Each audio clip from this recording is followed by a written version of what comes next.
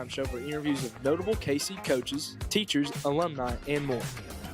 Thank you for being a part of the Blue and Gold Network and the Knox Central family. This is one of the only student-led broadcasts in the region. Thank you for supporting our stream and our media students. Thank you to Jeff Ketchum.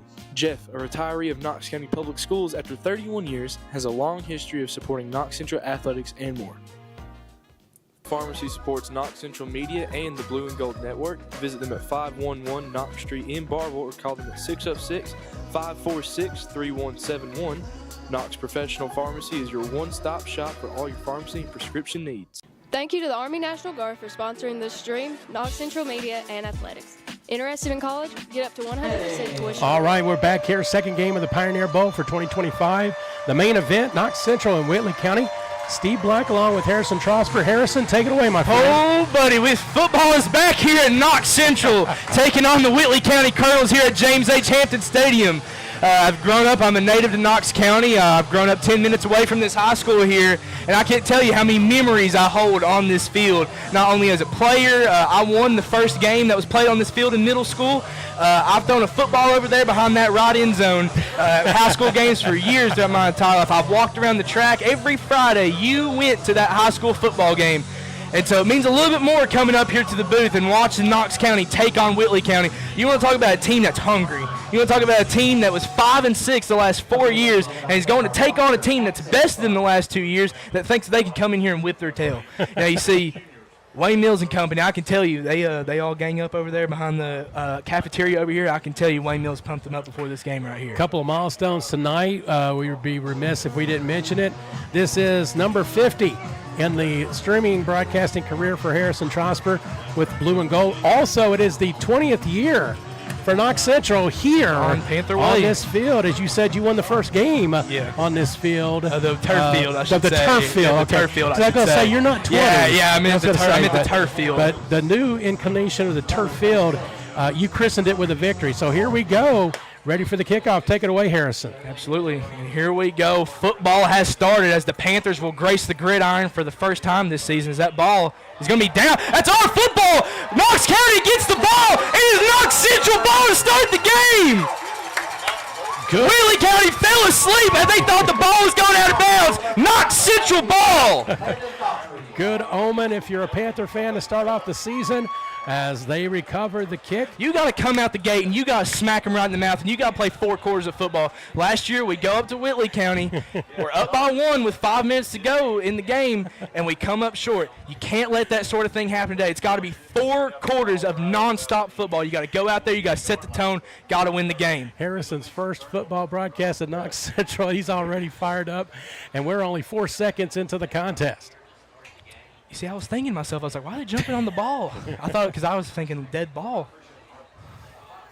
So, Harrison, tell us who we got here on offense for the Panthers. You got for this season. quarterback John Hobbs, running back Braden Sizemore, wide receiver. You got trips left right here. 5 down lineman Coleman lined up. It's going to be a pass out to Braden Sizemore. He's going to go. He's going. He's got it, and he's almost got a first down at 8 yards. Great gain right there. You see, I wasn't going to say it on the air because I think it'd be pretty stupid, but I talked to a lot of the football players, and I said, what are we doing against Whitley County? They told me first play, screen to the left to Braden. And so good yardage out of that. 8 yards, second down and 2. Ball on the 20-yard line. Knox Central in business, and we've only played a half a minute in this contest. Now, you see, this don't mean nothing. You got 4 quarters of football, even if you punch it in right here. Whitley County's a second-half team. Always have been. Hands it off to Braden. Gets the first down, and a little bit more. Brings it into the red zone. First down, Panthers. First down of the contest goes to Knox Central.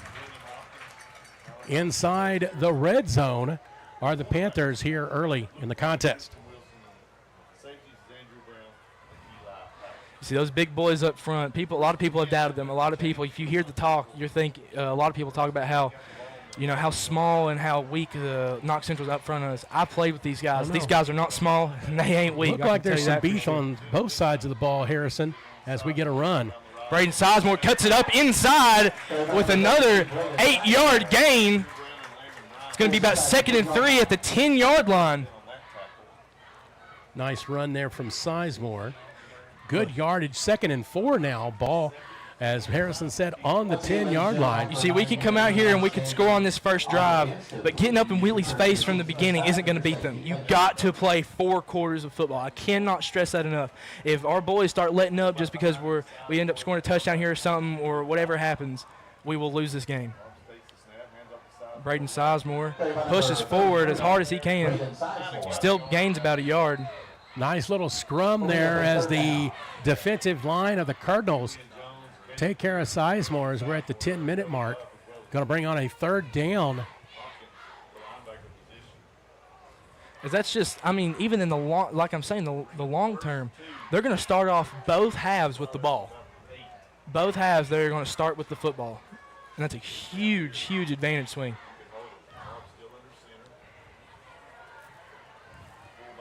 Third down and 2. Carroll's going to take it. He's going to push forward. Looks like he got the first down. That's going to be a first down, Panthers. So again, the modus operandi for Coach Mills, running the ball. And he's doing that right now as they've gotten a couple of first downs. A 1st and goal now for the Panthers at the 9:30 mark of the opening quarter. And you see, they got to kind of, okay, now Whitley's starting to stop him a little bit. 1 yard, 1 yard, 1 yard. You aren't going to run it up the middle every time. Whitley's got some big boys, and they are good on defense. And don't be fooled by this right here. I mean, Whitley County's a good team. They will beat you if you aren't careful. Oh, Braden stuffed immediately.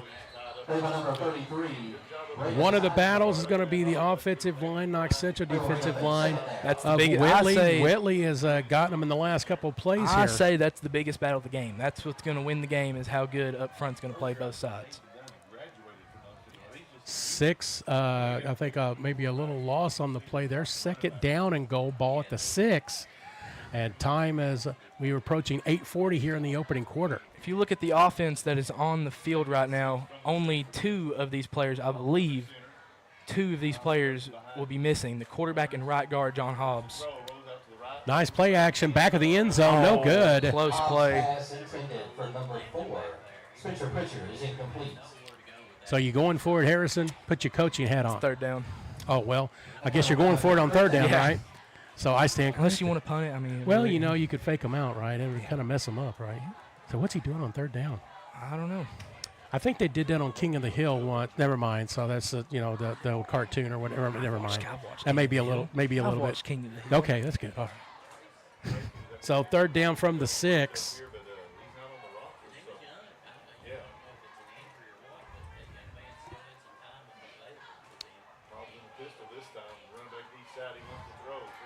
Wide open. Oh, Nathan Dunn wide open for a touchdown. He just threw it too high.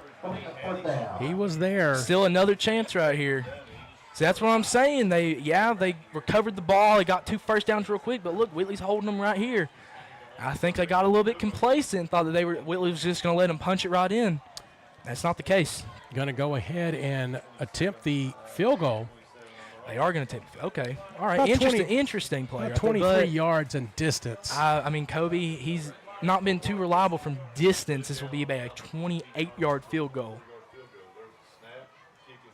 Is good. First point scored for Knox Central for the season. I mean, you got to come back and you got to do the same thing on kickoff. You scored points. Way to take it away right there. Huge first drive for the Panthers. Yeah, it started out with the kickoff. You could almost say a long onside kick, but again, caught Whitley County napping. And I know that was completely unintentional. I mean, that's what I said, undisciplined. Whitley County thought, oh, that ball's just going to roll out of bounds. I'm not going to hold it. When you could still think that, but you could still stand over top of the ball and make sure. You know what I'm saying? Exactly. Like, even if Whitley County were to knock it out, it would have been a penalty, but Whitley County would have still held possession of the ball. Now give Whitley County credit as their defense bowled up there in that 3rd down, and especially that 1st and goal situation, holding Knox Central to a field goal. And so the Panthers will kick off. 8:23 to go here in the 1st. So Panthers strike first.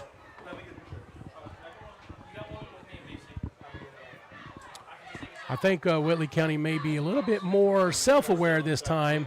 And, That's one of those things that'll just get you chewed out by the coach. That'll get you chewed out. See? Make a play. Just got to make a tackle. And nice coverage there on the kickoff return. A host of Panthers in there on the tackle. Defense has got to come out here. You've got to set the tone on defense. You can't just let D. Parker do whatever he wants like he did there in that second half. So Colonels will take over the football. Ball around the around the 25-yard line. So freshman Eli Rose, number 12, taking the quarterback reins this year, and then senior running back Shane Parker. This is the formation. This is the formation you'll see for Whitley County. The entire like on not far down in distance. They'll spread it out a little bit. But it's wing T. And that was Shane. False start on Whitley County. It's moving back another 5 yards. Can't even read my own writing. It is Shane Parker. My mistake. I can't read my own writing, Harrison. I need to write better, right? So the running back, Shane Parker, the senior. Alma had 1,975 yards last year as a junior. His name's D. Parker. He goes by D. He goes by D? It's D. Parker. Hey, so you're in the know. We'll go D. Parker, right? Yeah. So D. I believe that's how they list him on the 13th region as well. I know it's what the coaches call him. After the penalty, 1st and 15. D. Parker, huge gain. See, that's what can't happen all night. You can't be allowing 12-yard gains every single play. You got to stuff that up. Nice gain on second down. Or first down, I should say, after the penalty makes it a 2nd and short. Under 8 minutes to go here in the first quarter. Knox Central up 3-0. Whitley County, there's really not many possibilities on what they're going to run from the wing tee. They don't run a lot of crazy stuff. You know, it's rocket toss, belly left, belly right, rocket toss, this and that. Maybe a pass or two if they're in a down and distance situation where they need a pass. Jumping on the snap. Do you see a flag? I don't know. Looks like he's got a first down right there, though. Yeah, it's going to be about there's a flag. I thought the guys next to us said that there was a flag on the play. Well, there was movement, but I don't see any laundry. I did think so when I remember when we played in a JV game last year, Whitley County does kind of like a weird snap count. They go on 2 a lot of the time. If I remember, I can't remember. I could be completely wrong. But I think they go on 2, so that messes with your head a little bit. First down from the 36, approaching 7 minutes to go here in the first. Nice gain from D. That's what just can't happen. That's a great run there from Parker. Because you see what he does right there whenever he hands it off? It's double skin, runs right to the hole. He doesn't care about anything else, like what I was saying earlier about digging for gold that ain't there. He doesn't do that. D. Parker ain't the kind of guy that's going to kick it outside when it ain't there. Like he's shifty, but he's only shifty when he needs to. Puts his head down and gets the yards. Good gain there. Ball at the 48-yard line, 1st and 10. We're at 6:50 to go here in the first. So Whitley County starting to move the ball here on their first possession. As I know, as an played offensive line, those first few first downs all off the run. I mean, you're feeling good. So again, Parker, we get delay the flag. A game, moving back. Play clock went down. Well, looks like we got a timeout here, so maybe we'll take one ourselves. 6:30 to go in the first. Knox Central up 3-0. Back in a moment on Blue and Gold Network. We all have a home at Knox Central. The culture in Knox County fuels us. It drives us to band together from all walks of life. From the hollers of Artemis and Trosper to the mountains of Flat Lick and Stinking Creek. The Cumberland River flows through our old Kentucky home. The hills of Cannon and Girdler to the familiar streets of Barberville. Our legacy depends on Knox Central. We are one county, united by one school, with one vision. Knox Central Panthers back to Rupp Arena. 3 years in a row, folks. We all have a home at Knox Central.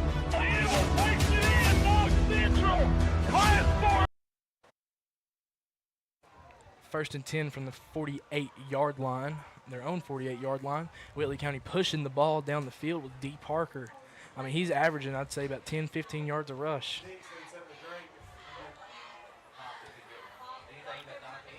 And they're loading the box. It's not like we're trying to play spread out and trying to force him outside. I mean, like I said, he's just running straight to the hole that he needs to go to. More movement on the line. There's movement, but will it be offsides or will it be false start? Well, we'll see. Like you said earlier, Harrison, You pointed at each other, right? So you did it. You did it. I mean, I look. Offsides on the defense, so that's 5 yards right there. Like I said, I know they go with a weird snap count, and I can't remember exactly, but it's weird. And it does, like, it messes with your head because you'll get the play call and you'll be ready to go. You'll be down in your stance, and then you hear that. I think it's like they go, go. It's like that first thing that messes with you. I could be completely wrong. 5-yard penalty makes it 1st and 5 on the 47. 6.5 to go here in the first quarter. It's going to go to D. Parker. As that's the shortest run he's had all day. It's going to be about 2nd and 2. Brought down by number 42, Donovan Smith. I mean, you just gotta do that every single time. 42 Smith on the tackle for Knox Central. And so what I was told a lot is that I didn't really worry about the scrimmages. They worried a lot more about Whitley County. They only practiced maybe, when they played Wayne County and Campbell County, they took maybe one day out of the week, the week leading up, like on game day. So they'll take like the Wednesday and they'll practice for Campbell County, and then they'll come in Thursday and walk through. But Mondays and Tuesdays, to my knowledge, were Whitley County days. And that's something you got to balance because you got to scrimmage and you got to prepare for your first opponent. It's going to go to D. Parker. They have ran the same exact play. Great drive from Parker. As you said, Harrison, both hands on the pigskin and just head down and rumble. But that's what I'm saying is, like, there's nothing about it.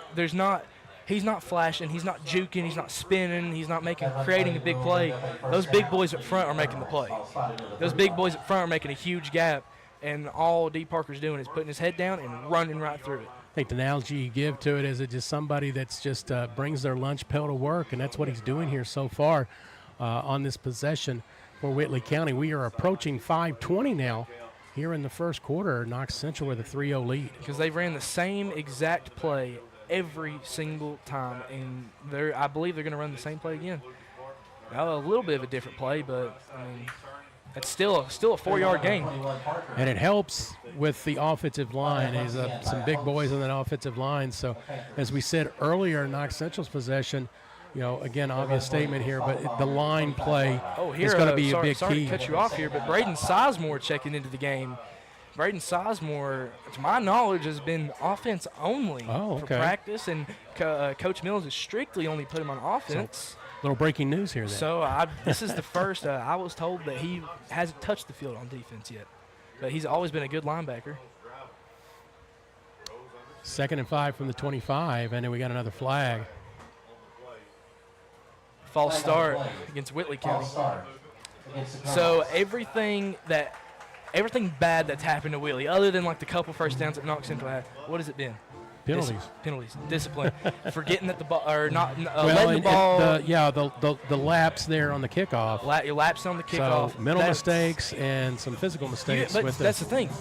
Knox Central's only had maybe one, and Whitley County doesn't have a huge. I would say Whitley County has a much larger margin of error than Knox Central does, but Knox Central's holding their own right now. Shout out to Mary Carnes Mills. They're going to go spread. See, like I said, this is the only time that they're going to come out of the wing tee is in these, like, 2nd and 10 non-first downs. They're just going to go, hand it off to D. Parker. He stumbles and walks right into a D lineman, but still, my goodness, fights forward for another 3 yards. So there's Knox Central saying they have the football. But I believe they called him down. They called him down the line. So Mary Carnes Mills watching in tonight. Jimmy Lee is watching as well, or maybe more specifically Jimmy Poe. So thank you guys for watching in tonight here on Blue and Gold Network. Big third down here, Harrison. 3rd and 7 from the 30. And we get another whistle. So timeout, Knox Central, their second. We'll be back in a moment here on the Blue and Go Network.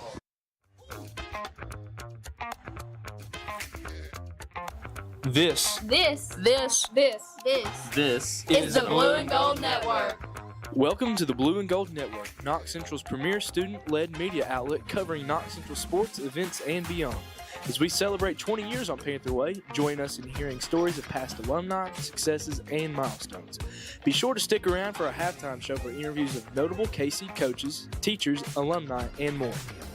Thank you for being a part of the Blue and Gold Network and the Knox Central family. This is one of the only student-led broadcasts in the region. Thank you for supporting our stream and our media students. Thank you to Jeff Ketchum. Jeff, a retiree of Knox County Public Schools after 31 years, has a long history of supporting Knox Central athletics and more. Pharmacy supports Knox Central Media and the Blue and Gold Network. Visit them at 511 Knox Street in Barville or call them at 606-546-3171.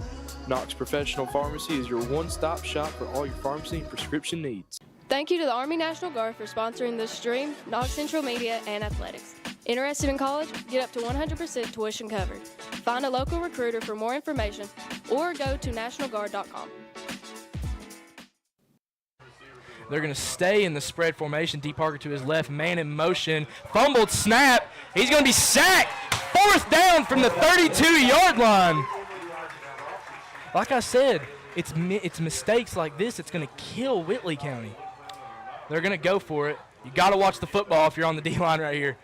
I can tell you that every coach up there is screaming, watch the football, watch the football, watch the football. Well, just seeing that the freshman did it the first year. Like I said, mistake. Knox Central didn't force that. Knox Central didn't cause the center to Unforced snap error on that play. Knox Central taking advantage of it with the good coverage. Other quick shout-outs, Johnny Wilder, Tracy Creech as well, watching the contest. And another timeout. So timeout Whitley County. As that's Whitley's second timeout. So you want to keep it right here, sir? Yeah, well, we're gonna keep it rolling. We're gonna talk a little bit more about how this is gonna go forward. Okay, Whitley County's facing a 4th and 13, but they're in their opponent's 33-yard line. You know, you throw a pass right here. You know, maybe you get a couple yards if you don't get a first down. Knox Central's still in their own third of the field. Even a sack isn't even that. It's not now or never for Whitley County. They don't need to score this drive. They do need to get something going, however, because this game can get out of hand very quickly if they do not stay down in mistakes. But he's a freshman. He's going to make those mistakes. Got to calm him down a little bit. So probably a smart move by Coach Reimer. As somebody who's watched football, he's going to be a very successful quarterback. He seems like a very good athlete, and he's composed of it. It's his first real game. It's competitive, and it's just a freshman mistake. That's it. That's all it is. Talking to the radio crew of Whitley County earlier, they're very high on Eli. Did very well in middle school, but he's got to make that adjustment to high school. And so he is learning, and Coach Reimer, he's been around long enough to know that, and so just calming his freshmen down and see what happens here on 4th and 13. Got to watch the football. Cannot jump off sides. They're going to run it. There's going to be a flag on the play.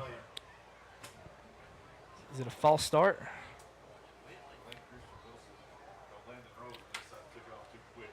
So it is false start. So penalty against the Cardinals. Okay, now it's 4th and 18. Do you punt? Because now, like I was saying, incomplete pass. Knox Central has the ball on the 40-yard line. Looks like they're going for it. They're going to try and get this yardage back right there. I'm going to say this will be a false count right here. Just put out a prediction. This will be a false count. They're going to try and get these yards back. Well, let's see what happens. 4th and 18. Big play right here. Cannot jump off sides. Watch the football. Gotta get to the 20. Get snapped. He fumbles it. He's got to take off. He's way short. Knox Central football on the 35-yard line. Huge stop on defense right there. Whitley County drove all the way down the field with the same play over and over. And now they come out here. Whitley makes a couple mistakes. Now your offense is back on the field. You have the advantage. 3 minutes left in the first. You kill it. Try and kill some time here in the second quarter. Score. You're up 2 possessions. Get another stop. I mean, you're Knox Central. If they play their cards right here, you're looking at a 2-possession lead at half and getting the ball back at the half. So again, a little indecision on the part of the freshman. did not get the first down on the fourth down play. As Harrison said, another opportunity for Knox Central here at the 2:57 mark of the first quarter. You got two receivers right and one to the left. This is going to be a handoff to Braden Sizemore. As he hits a hole, you see, that's what I'm saying. I think I'm not going to say this, but it looks like he took a tip from D. Parker right there. He saw his hole, he found it. His O-lineman made some good blocks, and he just ran right through it. Again, you're not going to get a lot from both of these offenses because they've got it set up to where they're just going to run the ball. And Sizemore, a good job there on first down, making it a short 2nd and 3. Trips right. You've only got one receiver to the field. The trips is to the boundary. There's a tight end, Lucas Olmstead. He's just going to hand it off to Sizemore. Sizemore breaks another tackle. He's going to push forward for first down. He's down at the 50-yard line. First down, Panthers. Nice keep it going. Run there keep it rolling. from Keep it going. Gets it to midfield. These big boys up front are doing their job. Approaching the 2-minute mark here in the first quarter. These linemen don't have to worry because they know I was a lineman. I played alongside these guys. They're going to get their credit. 3-0 your score. You see that on your video screen in the lower right of the screen. Nathan Dunn, hitch. He's still up. He's still up and gets an 8-yard gain. What a play there from Nathan Dunn. Kept the feet churning there. Harrison got some extra yards out of that. So another good first down play. I would say about 25% of the yards from both sides of the team are yards after contact. They don't care about that first guy that's about to tackle them. They're worried about the next guy and worried about running him over and doing what they can. Because I can tell you, as somebody who's, you watch these running backs play, the one thing that running back coaches will tell them, keep your feet going. Keep your feet going, and if you go forward, you won't go backwards if you keep your feet running. 2nd and 2 from the 42. Approaching a minute to go here in the first. QB keeper, Hobbs is going to take it. He's got an open sideline. First down as he trucks a man down to the 31. First down, Panthers! Thing about Knox Central, Harrison, so far, you could say, again, between the 20s, they've been very successful. It's once they got inside the 20 where kind of things stalled. So, but again, another good play there to get the first down under a minute. They'll still have to run a play before the end of the quarter. If you remember anything last year, Clay County, we were up 12-0 and actually scored a touchdown to make it 18-0, but it got called back. We ended up not scoring with about 8 minutes left in the half. We ended up trailing by the end of the half. Sizemore was still going. I thought he was wrapped up at the line of scrimmage. But back to what I was saying about the Clay County game is we were up 12-0 in the second quarter, and by the end of the quarter, we were down by 6. So this game flipped like that. If Knox Central isn't careful, this game and Whitley County will take charge before the half ends. Great run by Sizemore, bouncing They're just off gonna a take it to the defender. quarter. Huge first quarter for Knox Central. They expanded their game. They were able to throw the ball a little bit. They played amazing. This is an amazing first quarter for Knox Central. Whitley County looked really, really good at that first part of that first drive. But right now, we're just going to go ahead and take it to ad break.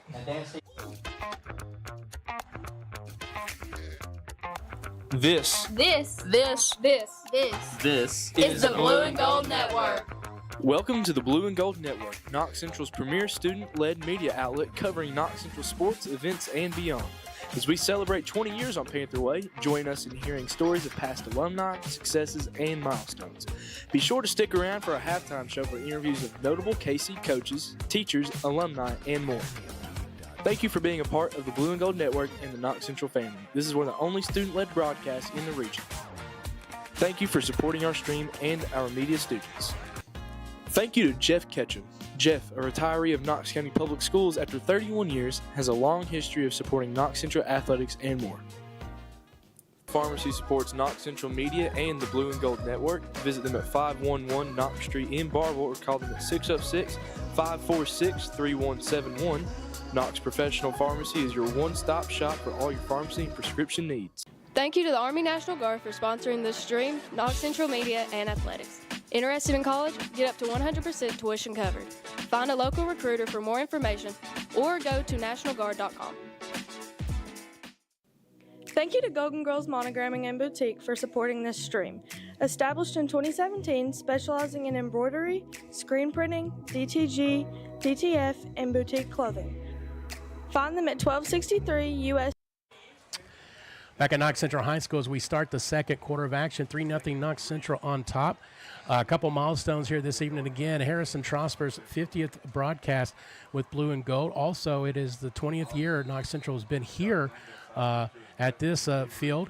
And then here after this play, we'll talk about what's going on at halftime. Oh, pass interference. Oh, my goodness.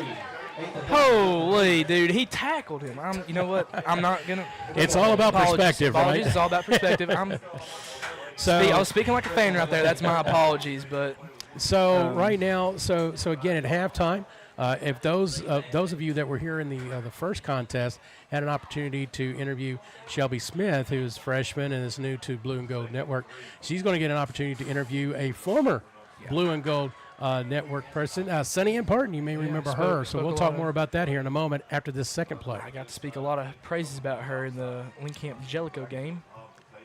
Sizemore just goes right up the middle. He's still going. He is still going up to the 10-yard line. First down, Panthers. Excellent run, breaking 2 tackles. This has just got to churning. Keep the going. feet are just churning. Keep going like this. I'm telling you, Whitley County will beat them if they start to get complacent. They cannot let their feet off the gas. Now we're in this situation as we were in the first quarter with Knox Central driving down into the red zone. Couldn't get it in the end zone. Had to settle for a field goal. Let's see if this will pay off in a different way. I feel like we kind of have a running back duel going here between Braden and D. Parker. If you remember, one of the most famous running back duels that I remember between Steve-O and Daniel Thomas up at Log Mountain about 2 years ago. Back and forth, back and forth. Oh, he hits outside, and he's going to cut up, and he's going to truck forward, and he's going to score a touchdown for the Panthers. Panthers take a 2-score lead here in the second quarter. Braden Sizemore trucks and deals his way into the end zone. Nice run. Again. You can't stop. You cannot stop. You got to keep going. You got to keep going. You cannot let off the gas. I cannot stress this enough. So last year, I'm going to take you back forward to this time last year.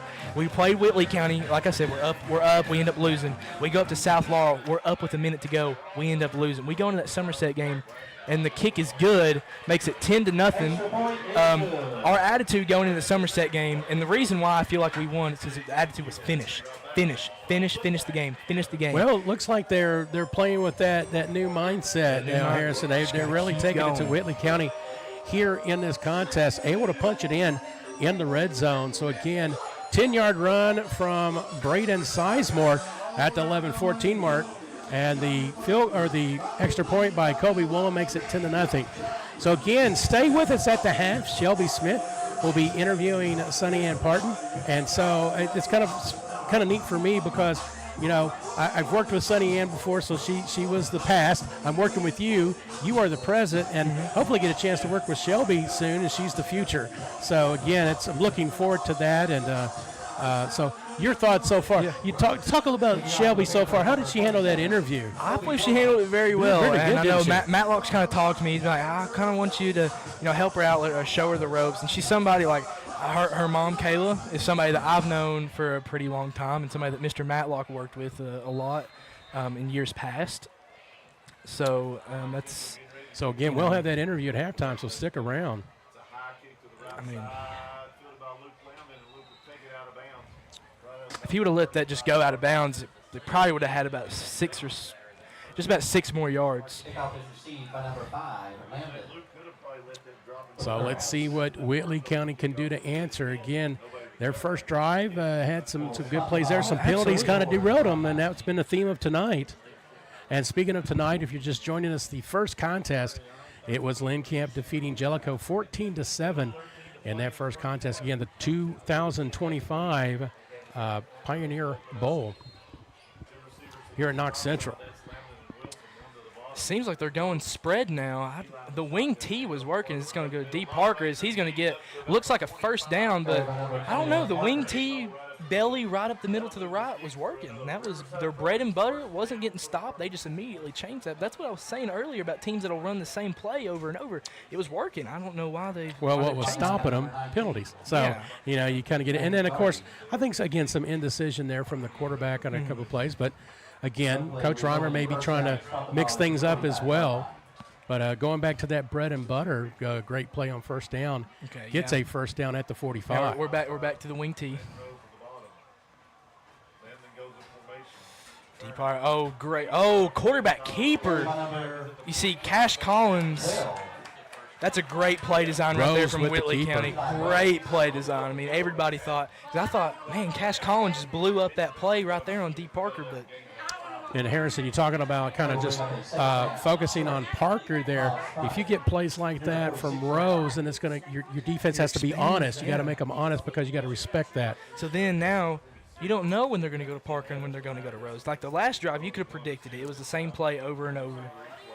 But now you're probably going to put Gavin Jordan back here on a watch. So what they're kind of running, and what it looks like, they're kind of running the same thing that McQuarrie County does. I think Eli Rose is running an option, but it's going to be a timeout right here. I think we're going to ad break, but before we do, I'm going to say something real quick. I think they're running an option. I could be wrong, but the thing is, I thought you said timeout, Colonels. Yeah. So I kind of think they're running an option, and on a freshman quarterback in a game like this, I don't know if the option is the best decision. I think you just keep giving it to D. So Parker getting that first down, 1st and 10 from the 43. False start. Flag on the play. And you could hear that from the Whitley County radio crew. To my left, another penalty. And that is, again, the theme of tonight. It's great to see another radio crew up here with us tonight. Got to share the love of media. Working with a lot of these guys in media. And the reason I know we were talking about Sonny Ann, Les Dixon, and then you got Darren Spencer and all them over there. Better not forget John North, because if I don't mention John North, he may hurt me, right? I did that on purpose. Did you? I don't like John North. Hey, you said it. I didn't. Just so. kidding. John North does a lot of great things over there at Pineville with all their media stuff over there. Great guy. Oh, he didn't even get the handoff off. Zach Carroll, I believe, right there. Number 8, Zach Carroll. Zach Carroll second busted that one up. 17. Great defensive play from Carroll. I believe the guys to my left over here said he just bulldozed the center. Pretty much. I mean, he broke through the backfield. If you could tackle the quarterback before he even hands the ball, that's kind of – so, like, Bell County likes to run the wishbone. One thing that coaches like to say is if you can find that gap and see what gap they're making, and if you can make that tackle before like quarterback was Blake Burnett, if you can find before that quarterback even hands off the ball, it's perfectly fine. We're going with the spread formation here for Whitley. They're going to pull two guys. They're going to hand D the ball, and he's going nowhere. He only got 2 or 3 yards. And Gang tackle. Guess who's in there? Zach Carroll leading the charge for the Panthers. We got a scuffle. We've got a scuffle. Multiple flags. Now, probably, if I had to guess, offsetting penalties.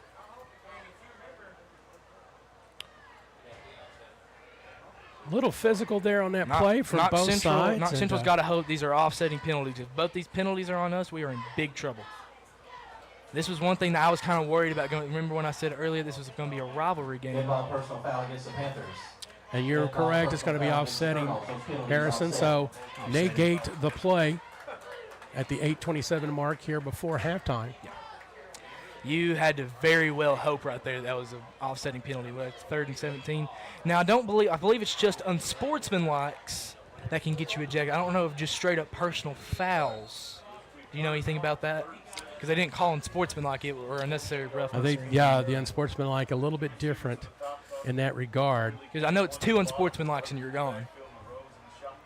3rd 17 from the 49. As it's going to be a little screen out there to Parker. Knox Central was all over it, but it's going to be 4th down. Good pursuit to the ball by the Knox Central defense. Well short of the first down. Okay, it's another situation. Do you punt right here? Actually getting to the original line of scrimmage. They're bringing out the punt team, I believe. Quote me on that. You know, they tried that earlier, Harrison, on a long 4th down. It did not go anywhere. So you want to kind of get some field position. Play? It's going to be a quick kick? I'm not going to lie. We got a punter just came onto the field there. Yeah, just kind of snuck on Parker's punt. Yep. Whitley County punted last year that was really good. And another flag. False start against the Colonels, moving back. False start against the Colonels. The color of the day, yellow. Yellow as in flags. Gosh, man, I can't. If I had $1 for every flag that was thrown today, I could retire. But like I was saying, Whitley County's playing good football. Whitley County is playing. They're playing low to the ground. They're playing good. They're sticking to their roots. They're just making small little errors, and Knox Central is capitalizing on said errors. So Whitley County, they just got to get it together. If they can get it together, Whitley County can win this game. There's no doubt in my mind that Whitley County can just come back and beat Knox Central. As much as I don't want it to happen, but they're playing good, solid football. 4th and 15 from the 48. Parker with the punt. Nice punt. They're going to call, like I said, Peter. And it's going to pin them inside the 10-yard line. That's a great punt right there, pin them inside the 10.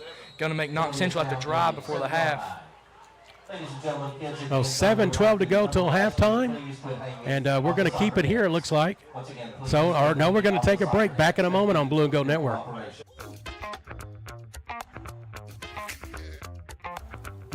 DTF and Boutique Clothing. Find them at 1263 US 25E in Barberville or call them at 606-620-4002. Find them on Facebook at Golden Girls Monogramming and Boutique. Support the Knox Central Media students by following our social media outlets on Facebook at Blue and Gold Network and on YouTube at KCHS Panther News. This stream is exclusively produced by media students. Millward and Castle, your auto accident attorney, located on the Court Square in Barberville, provides law services for personal injury, criminal defense, nursing home neglect, and auto accidents. Millward and Castle has been practicing law in Knox County for 25 years. For more information, Holy, we come back and Braden there's penalties all over. Penalties it's a fumble. And fumbles now here. This is important because he fumbled and Whitley County recovers. So either Whitley County, it's going to be Whitley County ball if they decline the penalty. We'll check things out. So again, big happenings at the moment. So we'll see how things are going. There's the Knox Central mistake that can't happen. Shout out to Betty Jane Broughton watching in tonight. Hope you're doing well. And so Nina and Linville Broughton as well. Bring KC home with the win. Some big-time KC fans from back in the day. So I heard face mask from PA man Nick Cole. So let's see what we've got. So I'm wondering if a face mask, does that offset the holding, or did it just move the ball back? So holding. Wait, hold on. Is he gonna make the signal? Still trying to figure things out. The officiating crew. So we got a hold. Declined. Okay. It's gonna be it's gonna be Whitley County ball. And Whitley County will get the possession. Again. Small mistake like that. But still, you got to think that's almost a punt because, I mean, if that comes back, who knows if Knox Central is able to get that first down out there.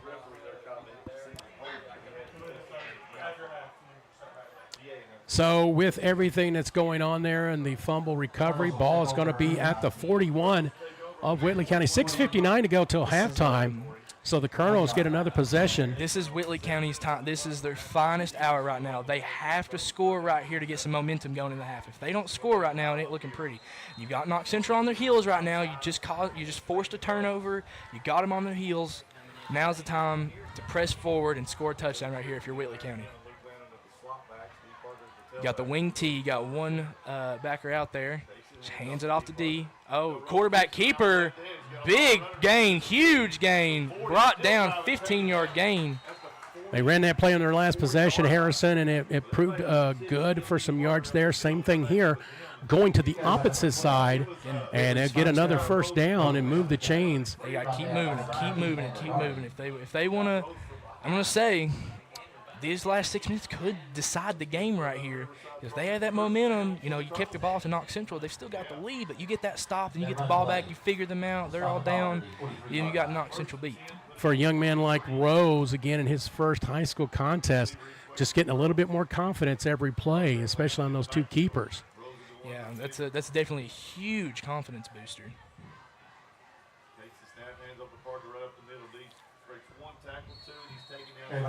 So good gain there from Parker.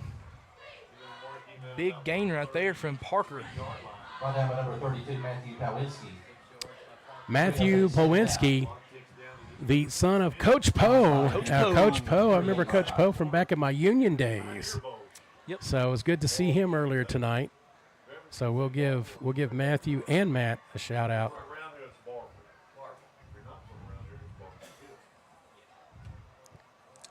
Well, 5:53 and counting here in the second quarter, 2nd and 5. Wing T. I'm surprised it's not all we've seen. It's going to hand it off to Parker. Still And that like last that effort, last little effort right last-ditch effort there got him the first down. Move the chains again. Brought down by number 42, Donovan Smith. Run play will result in a first down. Great play there. Great play. Whitley County. Oh, flag on the play. I believe that's going to be against. Now let's see. I think Knox Central might have been. I think Jathan Collins was yapping to the ref.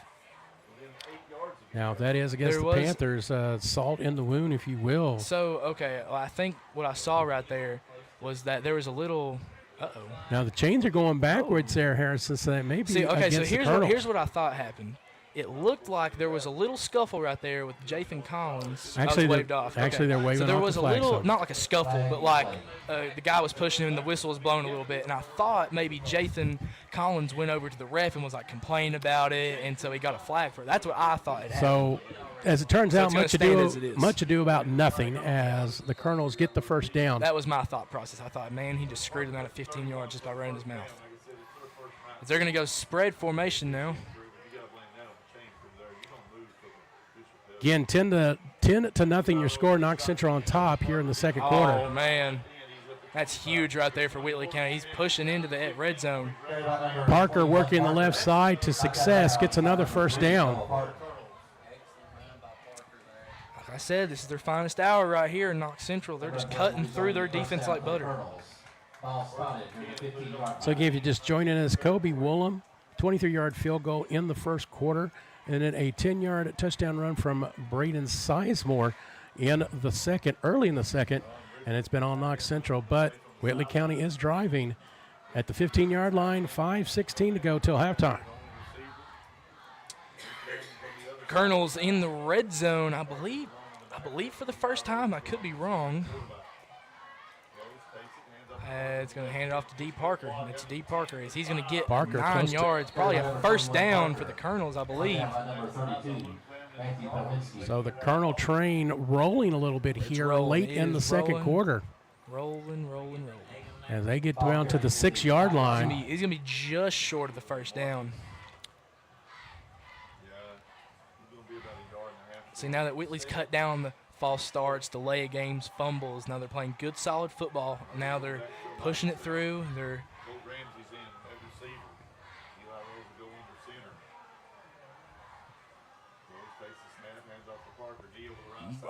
Wrapped up instantly, but he's going to get the first down.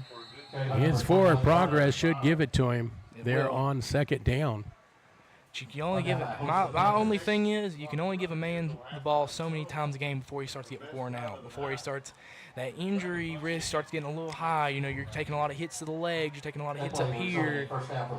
You know, and this is his first game of the year, and he's getting banged up pretty badly.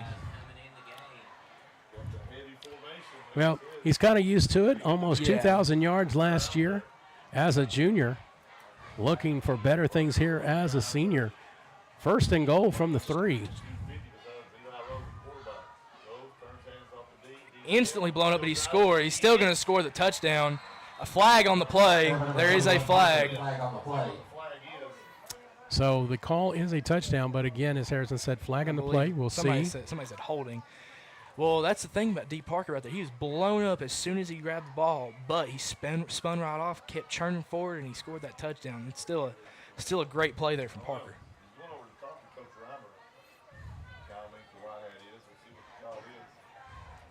Touchdown. It is a touchdown. Personal foul against Knox Central. Face mask. It was a face mask. After the play, personal foul, face mask against the Panthers. Whitley County gets onto the board.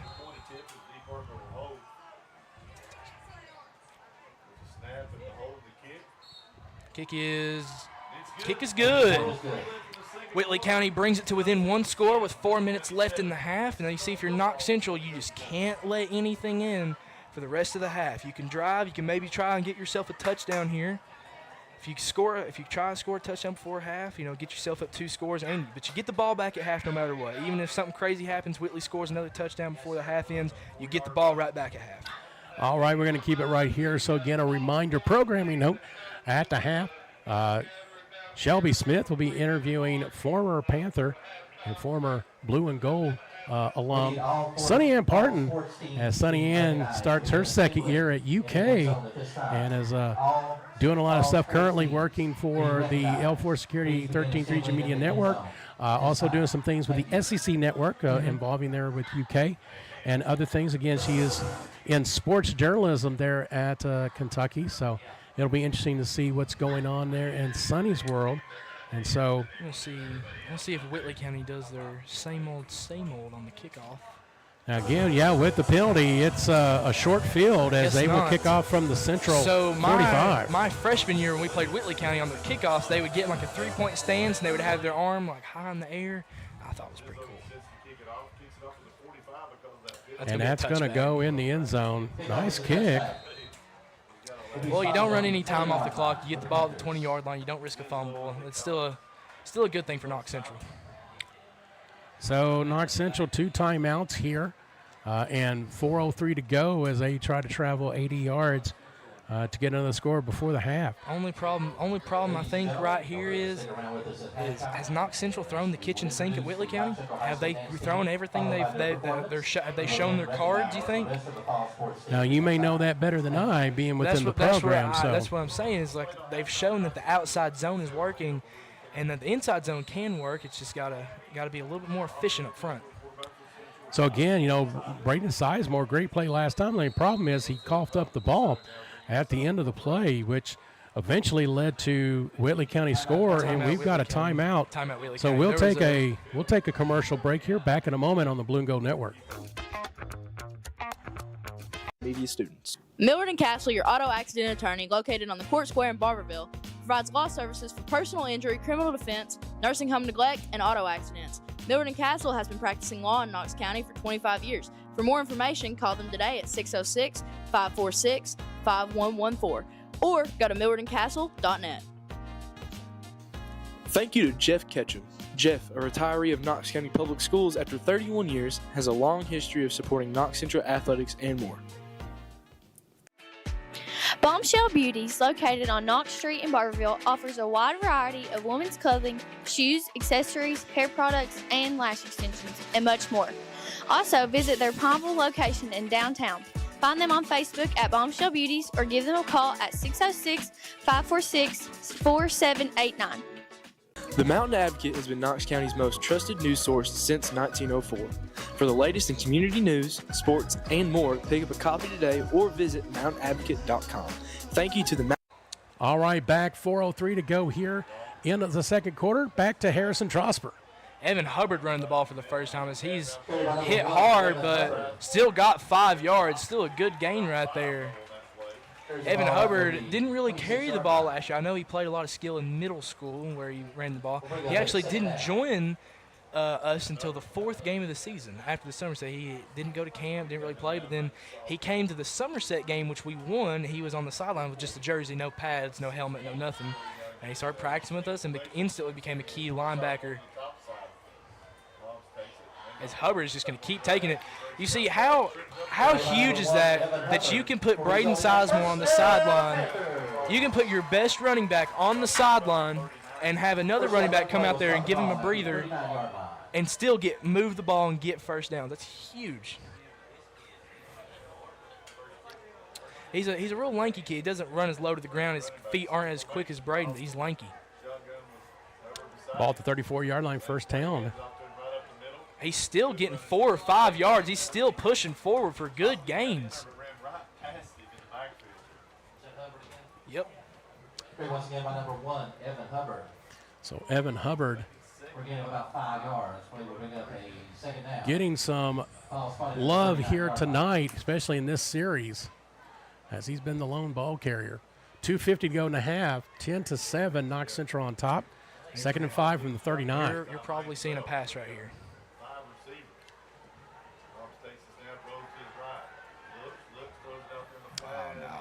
Pass intended for number 14.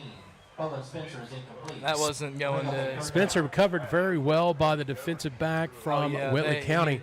There was nothing you could do there, Harris. Just a little 10-yard out, and that DB caught up to him real fast. And I think John was a little scared that he was going to jump on that route and intercept it. And I mean, if that's the way that Coleman's moving, the way that John's, rolling back, John's the last stand for a pick six. So I think he's just thinking to himself, we're up a score. There's 2 minutes left in the half. I think he was just throwing away the ball right there. I don't know if that was intended for Coleman. Probably a smart move, though, again, the coverage. There's no reason to force it in there. Yeah, no, you're up, like I said, you're up a score. You're running the clock. He still's got room. He's still going. He's pushing forward for a first down. Good job there from Evan Hubbard. Golly, Evan Hubbard. Way to run the ball, son. And that was the advantage of everything. You had a 2nd and 5, so you could try to do a pass play there, see what can go on with it. But you still were left with a kind of a 3rd and short. And Hubbard takes advantage of that, gets another first down. And that's 2.5 to go here. Hubbard's going to come out of the game. And Braden, guess how many times Braden's even had to run in the last 10 minutes? Not one time. He's been able to sit on the sideline, drink his water. Well, Sizemore back in, clock running, 2:10 to go. They're playing up on Nathan Dunn. Okay, so what they're doing. Keep going, Coleman, keep going. He's still got about 3 or 4 yards. Well, Coleman Spencer on the reception. I guess Hubbard didn't come out of the game, but he's asking for a break. Evan Hubbard's asking for a break. I can hear Seth Mills all the way up here going ace, ace, ace, ace, ace. See, look, clock's still running. It's a minute and a half. Even if you get stopped right here, you try and punt the ball. Maybe there's no time on the clock left. You go into the half, you regroup, come out of the half, and try and score a touchdown. Well, 2nd and 7 from midfield. Braden Sizemore going to run the ball. He's going outside, but he's not got nothing. Got about 4 out of that. It's going to make it a 3rd and short. Knox Central does have 2 timeouts, and they will call one of those. Going to try and scheme something up here. Okay, so you're 3rd and 1, 2, 3, 4. You're 3rd and 4. So like you said, it's 3rd and 4. You can go out here. You can throw the football. You can be incomplete. You're 4th and 4 on Whitley County side of the field. You don't even really have to punt. And there's still only a minute left in the half. You get the ball back at half. You're in a great position right now. Yeah, your running game has been very successful, I guess, aside from the one fumble. Which was still a huge play. Yeah, it was a big. It was at the end of a big run. Yeah, but which it was going to come back. There was a holding on the Panthers, but the thing is that they've had that success, so that the confidence continues to build. So you've got a 3rd and 4.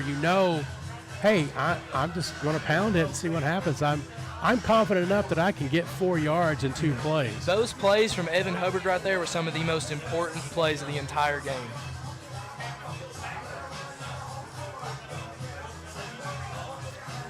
All right, Knox Central breaks from the timeout. 1:12 to go here till halftime. Big 3rd down play, 3rd and 4. Ball at the 47 of Whitley County. I'm interested to see what the Panthers do right here. Just a 3-man front from Whitley. Not showing really anything. He's stepping up. He is sacked. Oh, there's a flag on the play. I believe it's going to be holding. Looking for the pass. There's a flag. I believe it's going to be holding. Good coverage from the Colonels. I thought I saw Braden Hodge. I don't know if it's Braden Hodge, but I saw somebody basically get tackled.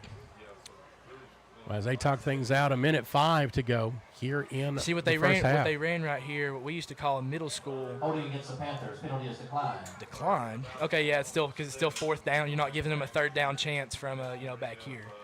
So 4th down and 4. We'll bring up 4th down. What are you doing here, Coach Mills? He's got a timeout, so he may use it, but he's going to send him out on the field. He's bringing out the punt unit. So Yeah, I think that's the right call right there. The safe play, because, again, if you don't get the first down, you do give Whitley County a shot. At midfield, Yep. you're much better off making them Nice play. punt. Parker with the fair catch. See, look, 54 seconds. Whitley County's back on their own 12-yard line. You stop them right here, you get the ball back at half. But And let alone and if they have no let, timeouts either. So yeah. Rest assured, if they let it happen, D. Parker will go 90 yards right here if they let him. So again, good crowd here at Knox Central tonight. It is the the big- 2025 Pioneer Bowl. Also the 20th anniversary of Knox Central in this location. And the 50th streaming ball game for One Harrison Trosper. So a lot of milestones here tonight.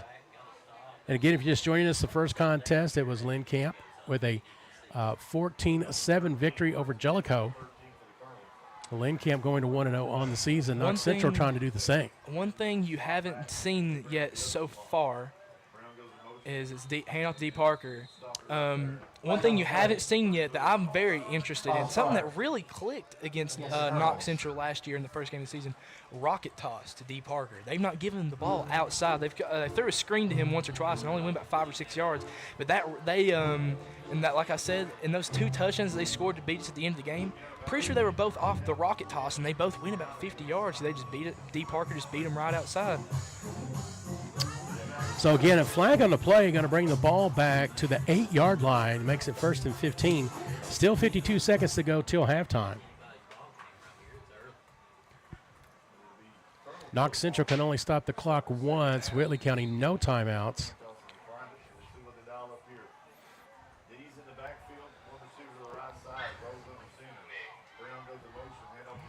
Like I said, he'll go. One man to beat. Like I and said, he is what did I beaten. tell you? What did I tell you? D. Parker will go 80 yards if you let him. Once you make that 92 yards officially, told you. as he gets the touchdown, and Whitley County. Did I not tell you takes that the if they got lead. complacent, he was going to go 92 yards? At the 31-second mark. Now And Whitley so County's got their number. the worst nightmare that you could have, Knox Central's defense. What did I say? The last 6 minutes, we're going to decide this game. Parker broke it free up the middle and went 92 yards for the score, 13-10. Whitley County pending extra point. Whitley County 14-0 run right now. So again, big blow as you go into the half. The kick is up and good. 14-10. Still just a one-score game. You get the ball back right here. You get the ball back at half. You got to score. We'll keep it here. 31 seconds to go. And again, stay around at the half. Shelby Smith, she's entered the press box again, and she'll be interviewing Sonny Ann Parton.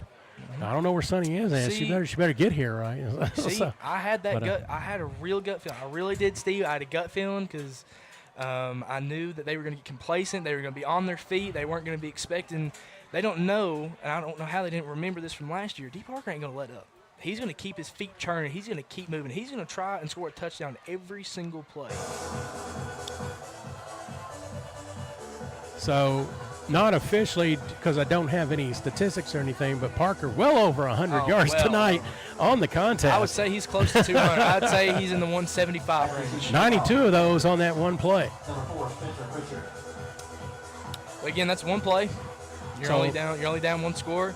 The only thing is you can't go up 10-0, then obtain the ball again, and then let them come back within 6 minutes. That's awful.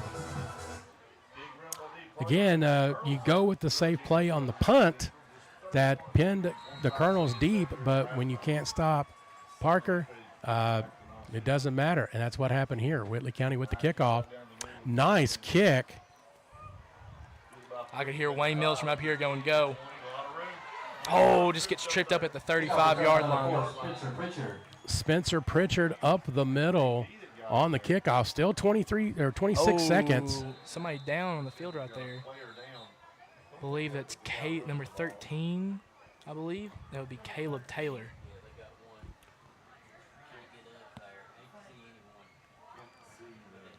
If So that's again, number 13, I do believe. If it's number 13, I believe it's Caleb Taylor. So you can see on your screen the score 14-10. Whitley County on top. 26 seconds to go. here to half.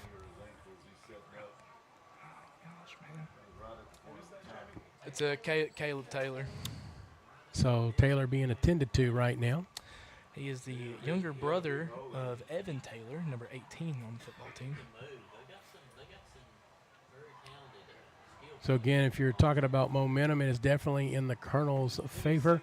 Again, the 92-yard touchdown run from D. Parker at the 31-second mark and put the Colonels on top.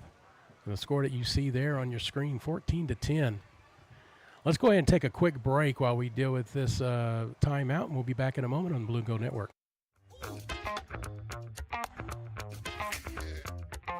This This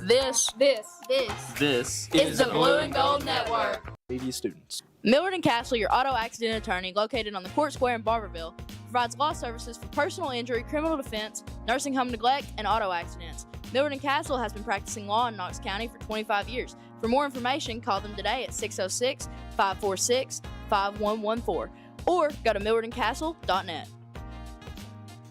Thank you to Jeff Ketchum. Jeff, a retiree of Knox County Public Schools after 31 years, has a long history of supporting Knox Central athletics and more.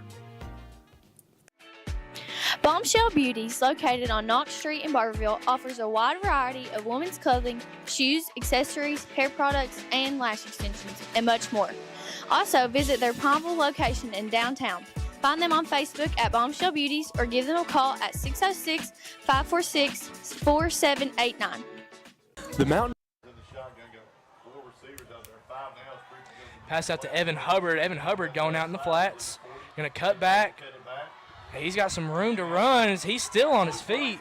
Got him there at the 40. Pass is complete to number 1, Evan Hubbard. Had a hold of his jersey. He tried to get Ball away. down near the 40-yard line. They're just going to take that to the half.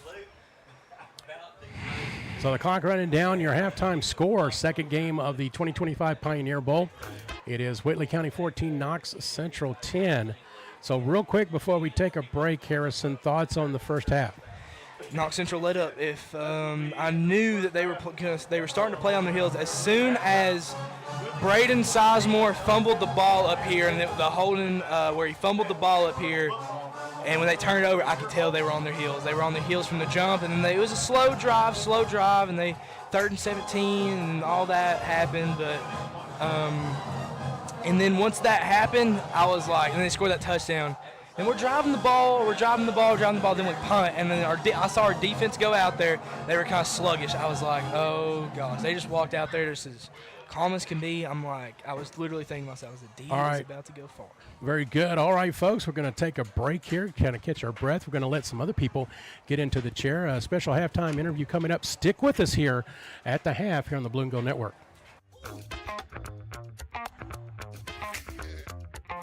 This This is the Blue and Gold Network. Welcome to the Blue and Gold Network, Knox Central's premier student-led media outlet covering Knox Central sports, events, and beyond. As we celebrate 20 years on Panther Way, join us in hearing stories of past alumni, successes, and milestones. Be sure to stick around for our halftime show for interviews of notable KC coaches, teachers, alumni, and more. Thank you for being a part of the Blue and Gold Network and the Knox Central family. This is one of the only student-led broadcasts in the region. Thank you for supporting our stream and our media students. Thank you to Jeff Ketchum. Jeff, a retiree of Knox County Public Schools after 31 years, has a long history of supporting Knox Central athletics and more. Pharmacy supports Knox Central Media and the Blue and Gold Network. Visit them at 511 Knox Street in Barville or call them at 606-546-3171. Knox Professional Pharmacy is your one-stop shop for all your pharmacy and prescription needs. Thank you to the Army National Guard for sponsoring this stream, Knox Central Media, and Athletics. Interested in college? Get up to 100% tuition covered. Find a local recruiter for more information or go to nationalguard.com. Thank you to Golden Girls Monogramming and Boutique for supporting this stream. Established in 2017, specializing in embroidery, screen printing, DTG, DTF, and boutique clothing. Find them at 1263 US 25E in Barberville or call them at 606-620-4002. Find them on Facebook at Golden Girls Monogramming and Boutique. Support the Knox Central Media students by following our social media outlets on Facebook at Blue and Gold Network and on YouTube at KCHS Panther News. This stream is exclusively produced by media students. Millard and Castle, your auto accident attorney, located on the Court Square in Barberville, provides law services for personal injury, criminal defense, nursing home neglect, and auto accidents. Millard and Castle has been practicing law in Knox County for 25 years. For more information, call them today at 606-546-5114 or go to millardandcastle.net. Thank you to Jeff Ketchum. Jeff, a retiree of Knox County Public Schools after 31 years, has a long history of supporting Knox Central athletics and more. Bombshell Beauties, located on Knox Street in Barberville, offers a wide variety of women's clothing, shoes, accessories, hair products, and lash extensions, and much more. Also, visit their Pineville location in downtown.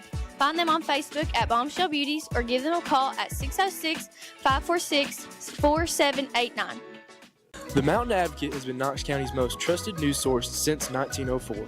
For the latest in community news, sports, and more, pick up a copy today or visit mountainadvocate.com. Thank you to the Mountain Advocate for featuring Knox Central media journalism students with print partnerships and highlights of our photographers and more. Use code KC2025, that's KC2025, for 25% off a local print or digital subscription. Go Panthers. Well, it's fine. It'll be fine. Go. Hey Panther Nation, my name is Shelby Smith, and I am a freshman here at Knox Central High School, and I'm thrilled tonight to be joined by a familiar face to KC, Miss Sunny Ann Parton. Thank you for having me, Shelby. So we're going to ask her a few questions. In 2024, you were graduated, and your school voted you Most School Spirit. How does that make you feel? Well, it was a true honor to be Miss School Spirit. I love Knox Central. It's always been home, always will be home. Even though I'm 2 hours away, this place holds a special place in my heart. These people hold a special place in my heart. And I was just so honored to represent Miss School Spirit in the superlatives my senior year. So you were one of the first students to make blue and gold. Seeing how far and how successful this has become, how does that make you feel? Wow, it just makes me so proud to see where you guys have taken this program. I think I got started working with it when the students took over my sophomore or junior year, and just seeing what we were able to do, what legacy that we were able to start, and seeing how people have come along and taken it so much further, and just seeing that we laid the groundwork for something that's going to last for who knows how long, and that people are going to get opportunities to work in media and hopefully make careers out of it or whatever. I'm just so proud of Mr. Matlock and all of you all students for just continuing what my class started. Yes, Mr. Matlock is amazing.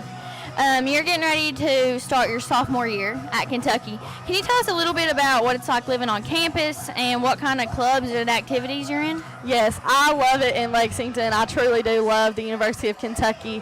I was very sad to leave Knox Central, but I love UK. I love being up there around the big names and the big faces.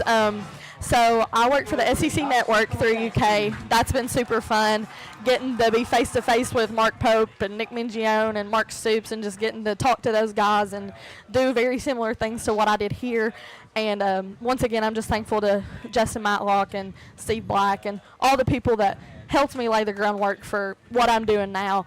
And also, I'm an event coordinator for the AWSM, which is the Association for Women in Sports Media. I've enjoyed doing that, enjoyed working with them. We work with media professionals and plan events and go to games, work the games. It's just super cool being in Lexington, being able to continue what I started here in a place that's so well known and so loved. Can you tell us what your college major is and how your media class showed you what you really wanted to be? Yes, so I am a double major in broadcast journalism and sports communication with a minor in media arts and studies and a certificate in sports media and promotion. I know it sounds like a lot. Yeah. It's really good, the opportunities that I get up at UK, but like I said, it all started here. I know I keep saying Mr. Matlock, but I'm thankful that he started the program, that I could jump in and get my toes wet in the stuff that I would be doing for the rest of my life, hopefully. It's just awesome that I was able to learn my passion and what I loved when I was in high school to carry that on to college, and without him that wouldn't have been possible.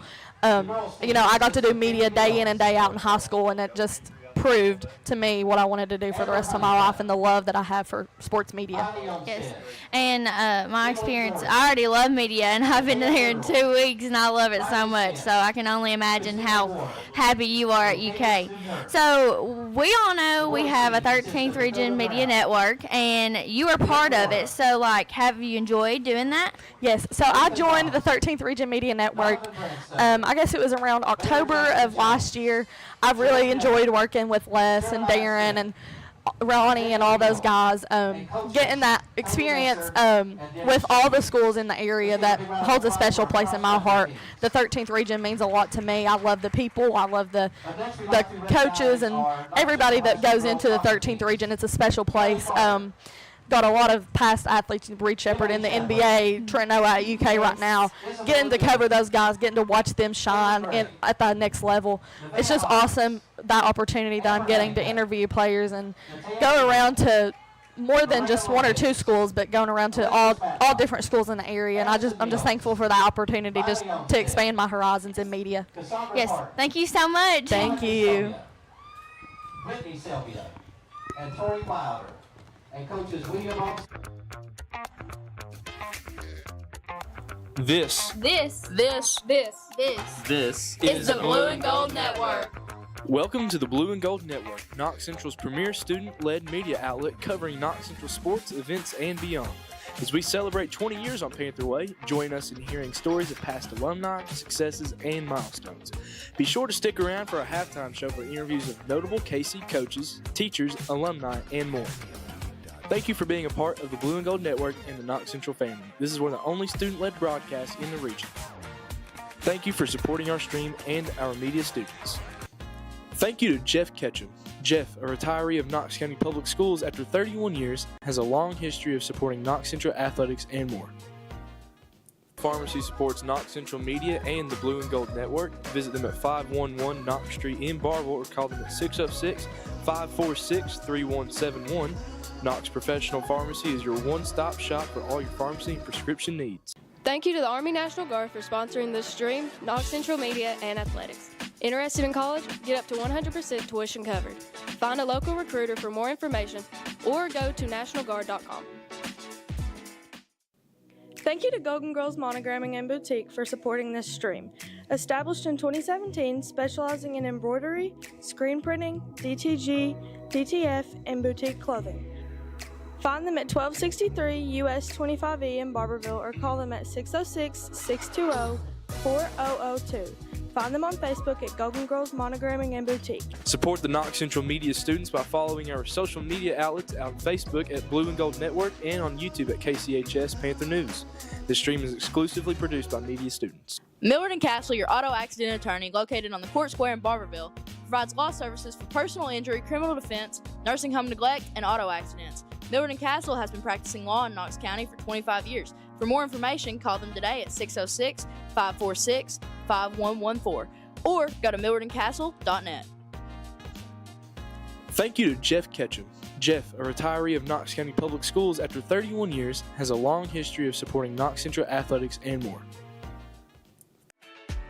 Bombshell Beauties, located on Knox Street in Barberville, offers a wide variety of women's clothing, shoes, accessories, hair products, and lash extensions, and much more. Also, visit their Palmville location in downtown. Find them on Facebook at Bombshell Beauties or give them a call at 606-546-4789. The Mountain Advocate has been Knox County's most trusted news source since 1904. For the latest in community news, sports, and more, pick up a copy today or visit mountainadvocate.com. Thank you to the Mountain Advocate for featuring Knox Central media journalism students with print partnership and highlights of our photographers and more. Use code KC2025, that's KC2025, for 25% off a local print or digital subscription. Go Panthers.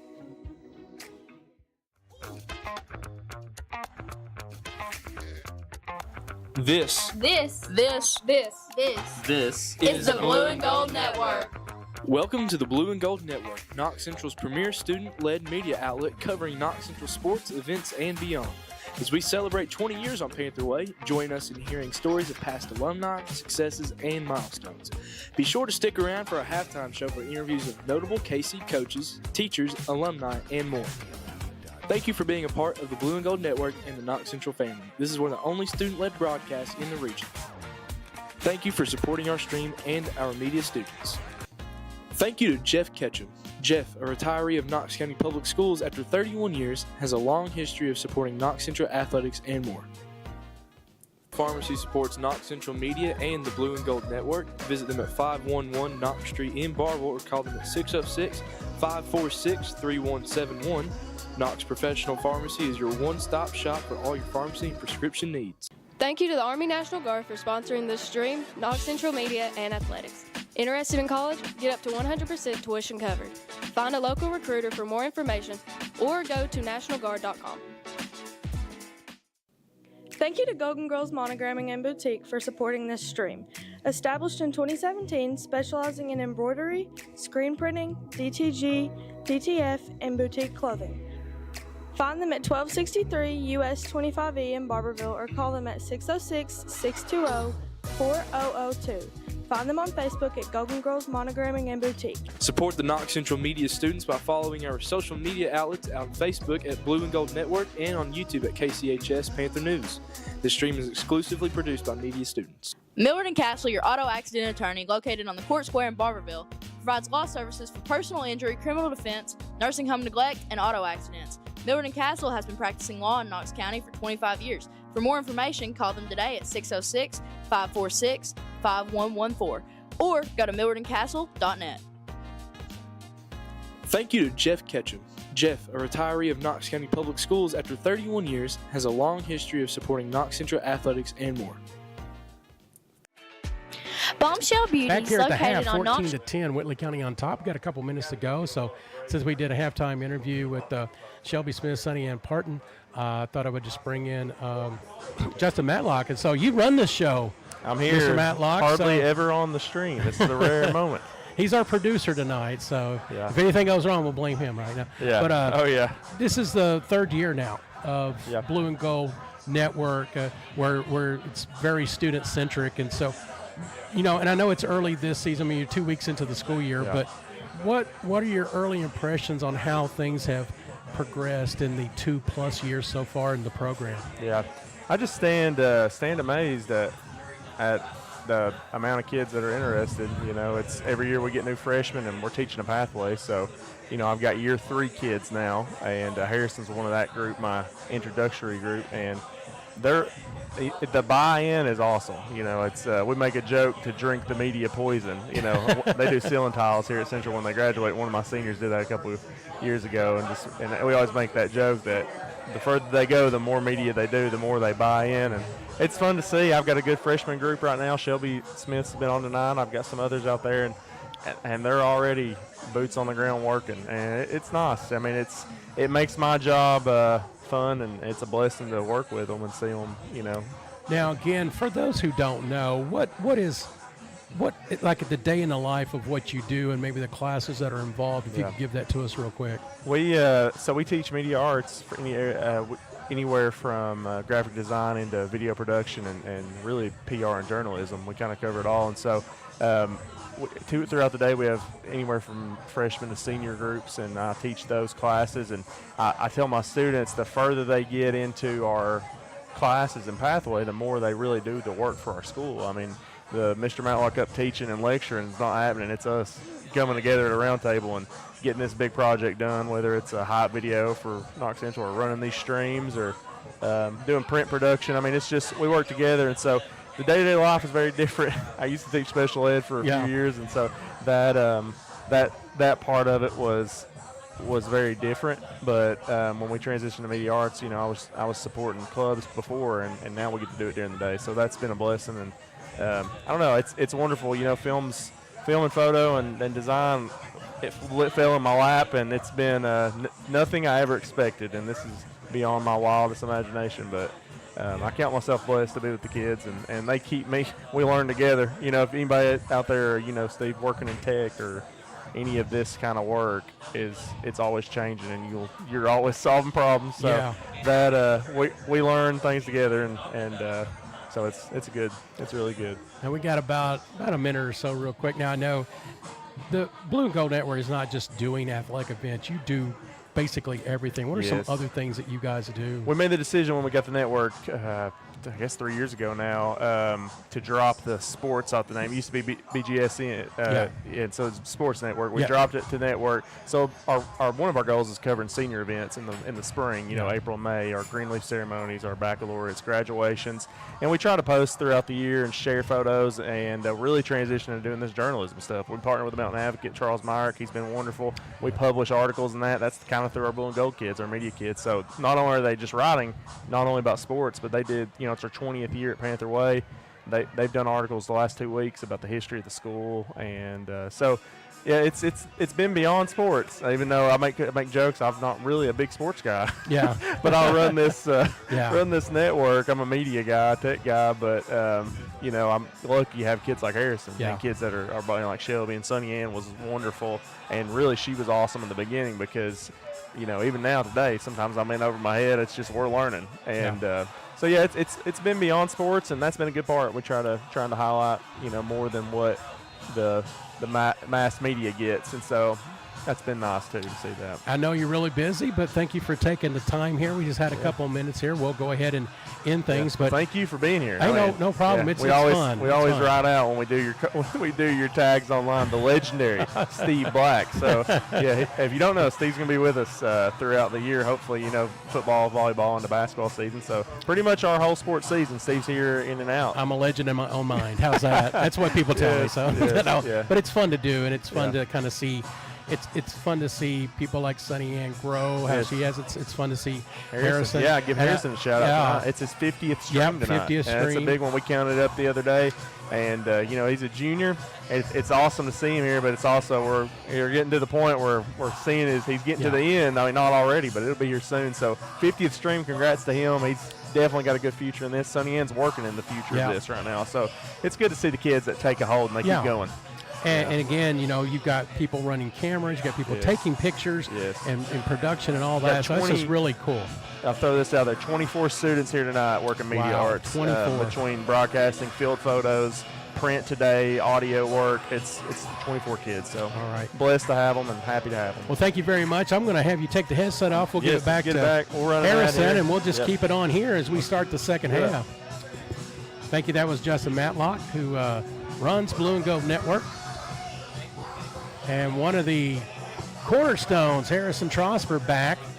So, Harrison, we get ready to start the second half. Whitley County up 14-10. What are your keys to Panther success in the second half? Score a touchdown right here. Absolutely have to. I mean, I know it sounds like, you know, the key you would think is like something they need to consistently do. One of the keys of the game is this drive right here. Easily. Got to score a touchdown right here. You cannot settle. Because D. Parker has their number now. He's got their number. He's got the 90-yard run. He's gotten the first downs. He's gotten touchdowns. D. Parker has their number. And they've got to mitigate that as much as they possibly can by scoring their own points. You see, the defense was doing a good job there in the first half of mitigating that, you know. But now they're not making any mistakes. They're not fumbling the ball. They're not false starting every play. You know what I mean? And a good start to the second half as the kickoff goes out of bounds. So good field position for the Panthers.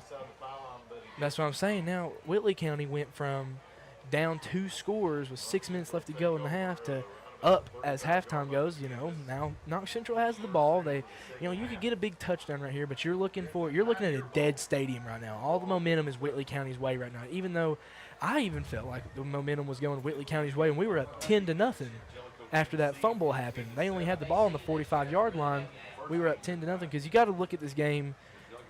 Whenever you play high school ball, you realize the dynamics of the game. You realize how much emotion and drive plays into the game. You had all that drive, and you wanted to get better. You want to be better. And then once that hardship happens, I'm sure that's the speech that Coach Mills gave them was that, yeah, you just got punched in the mouth again. Now let's see how you respond.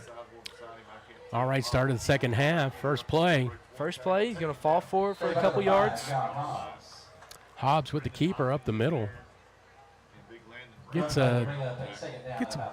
about 4 yards off of that. So nice gain on first down.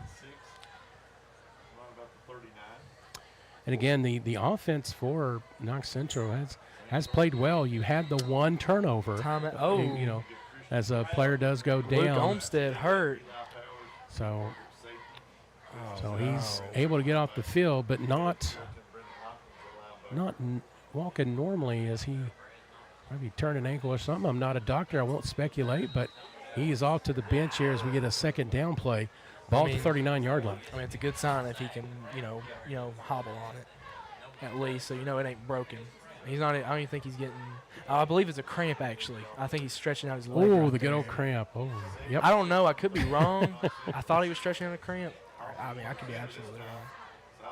Actually, it looks like he's taking his cleat off right there. Up the middle. Still scrambling for yards. Gain of about 4 yards right there. See, that's one of those things. That's a great play right there because, Whitley County had him dead to rights right at the line of scrimmage, but Carroll was able to fall backwards. So Carroll with the carry makes it 3rd and 2. Ball at the 43-yard line. Again, we're just starting second half of play. Second game of the Pioneer Bowl. The first game went to Lynn Camp 14-7 over Jellicoe. Very important 3rd down right here. As you're going in the pistol, Braden's going to cut outside. He's got it bummed. Oh, and he's going, but he's out of bounds. Still a huge gain right there. But I think he's out of bounds way back at the 45. Yeah, he's out of bounds at the 45, but still a first down. I thought he was off to the races right there. Nice play to the right side for Sizemore. Gets it to the 45. Move the chains. First down Panthers. 10:24 here in the third quarter. There's one man that's not going to let Whitley County beat him. It's going to be Braden Sizemore. I'm telling you, these guys are going to churn and churn and churn as much as they can to win this football game. Braxton Saylor at center so far this year. I know the scrimmages, they had Jace Baker in there at center. Okay, get outside, get outside. Oh, he's still going. He's still going down the sideline, out of bounds. That's how you play some football. That's how you play football right there. Now, you see, I keep talking about digging for gold that ain't there. That's one of those situations where any other running back doing that is digging for gold that ain't there. Braden Sizemore dig for gold, and he struck it. Sizemore breaking tackles off the left side. I thought he went out of bounds here about the 20-yard line, but he kept trucking forward. I thought they blew it dead. Nice gain. Takes the ball to the 11-yard line. First and 10. Drive ain't over. You got to punch it in. It's not down in distance to the goal. You still, Knox Central's first possession of the game. They got in the red zone, had to settle for a field goal. Let's see what happens here. Go, Carroll, go. Carroll, go. Zach Carroll. Met with a ton of kernels there at the line. Still a gain of 3 yards, 2 or 3 yards.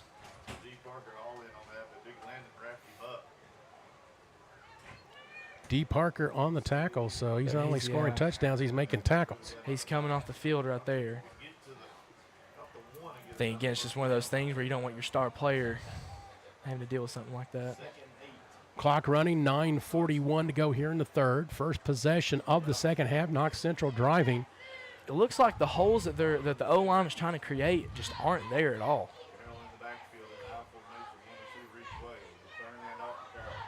Go, Hubbard. He's still just trucking forward just for like 5 or 6 yards, or 4 yards.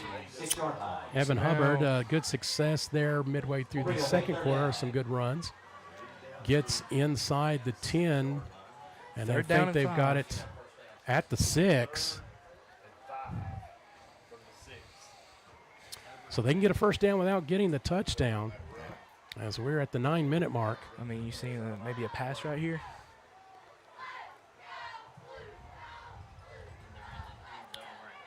We're going you've got two receivers, so if you ask me, it's going to be a toss to the right.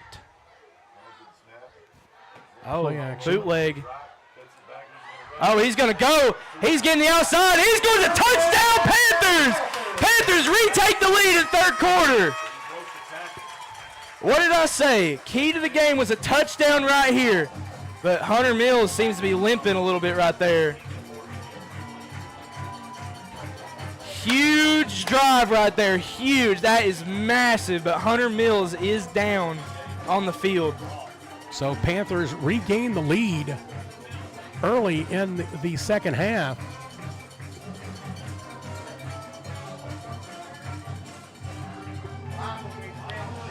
Jonathan Hobbs calling his own number.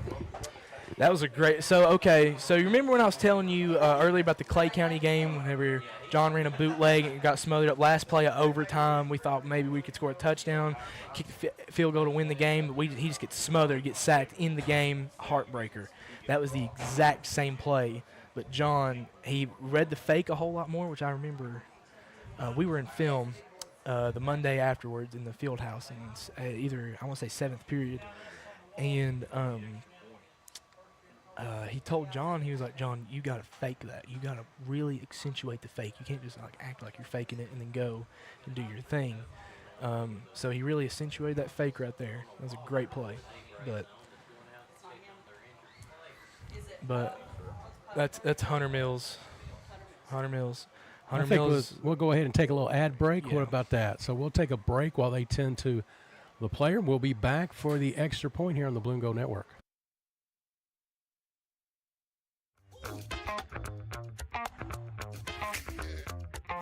This is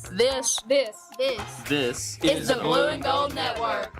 Welcome to the Blue and Gold Network, Knox Central's premier student-led media outlet covering Knox Central sports, events, and beyond. As we celebrate 20 years on Panther Way, join us in hearing stories of past alumni, successes, and milestones. Be sure to stick around for a halftime show for interviews of notable KC coaches, teachers, alumni, and more.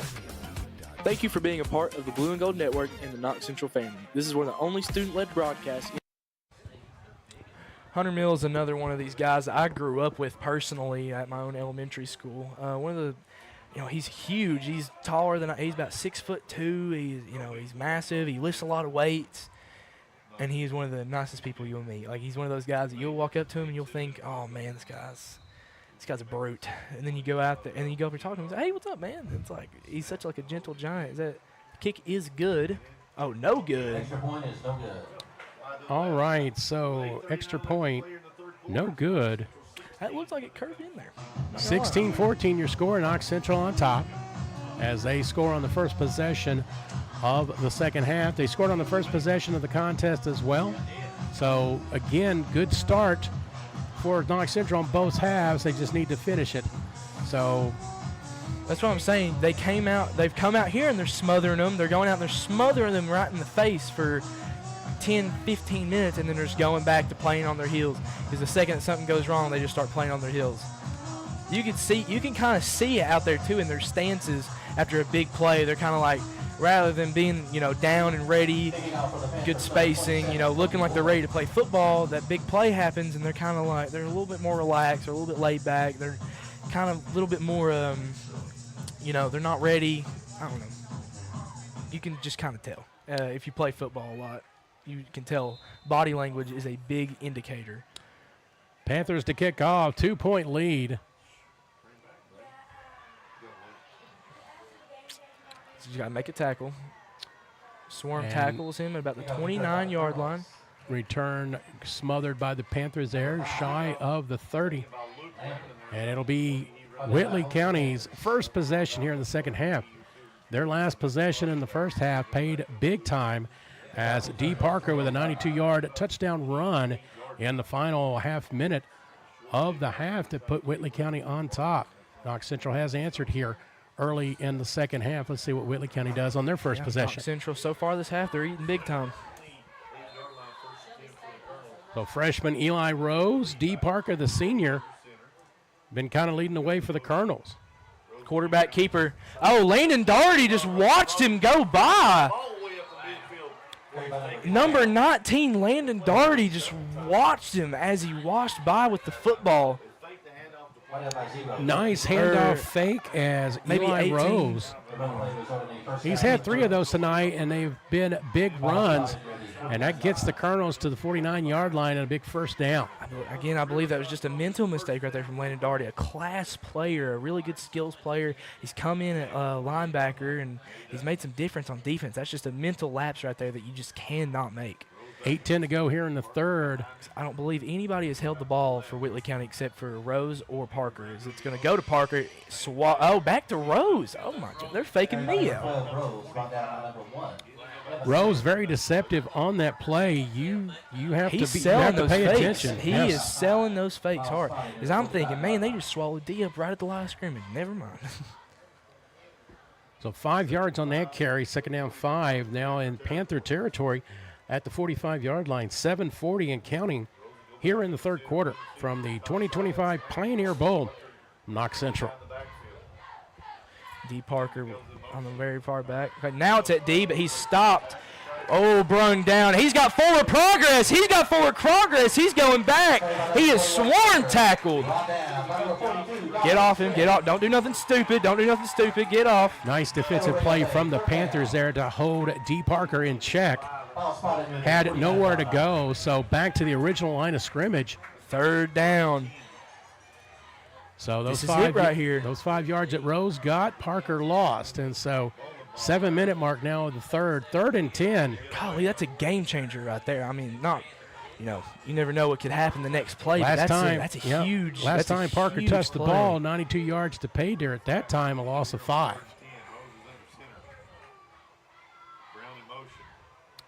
Rose pitch. Wrapped up instantly by Landon Doherty. Great play by Landon Doherty right there.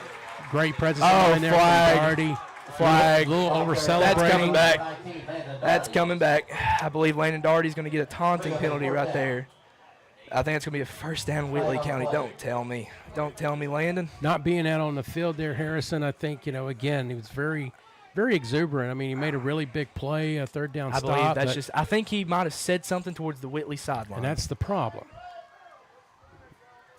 You got to be careful when you're doing that. So, again, that's going to be a first down Whitley County. Against the Panthers. Now there's the first down Whitley County. The first one for Doherty there. So let's keep an eye on that one, as you mentioned in the first half. You see, I don't really think it was so much. I mean, if he just said "let's go" right there, they wouldn't have caught nothing.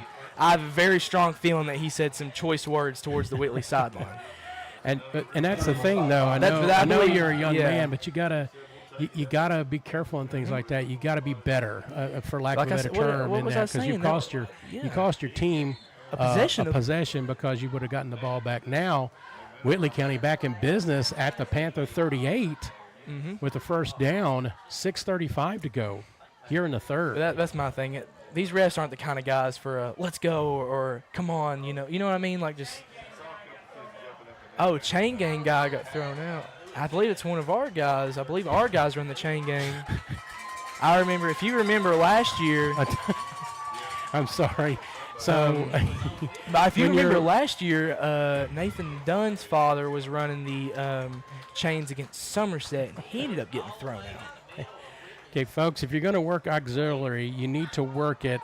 And if it's going to be emotional for you, don't do it, okay? I'm just going to say that right now. That's what I was saying. I knew this was going to be a rivalry game, and yeah.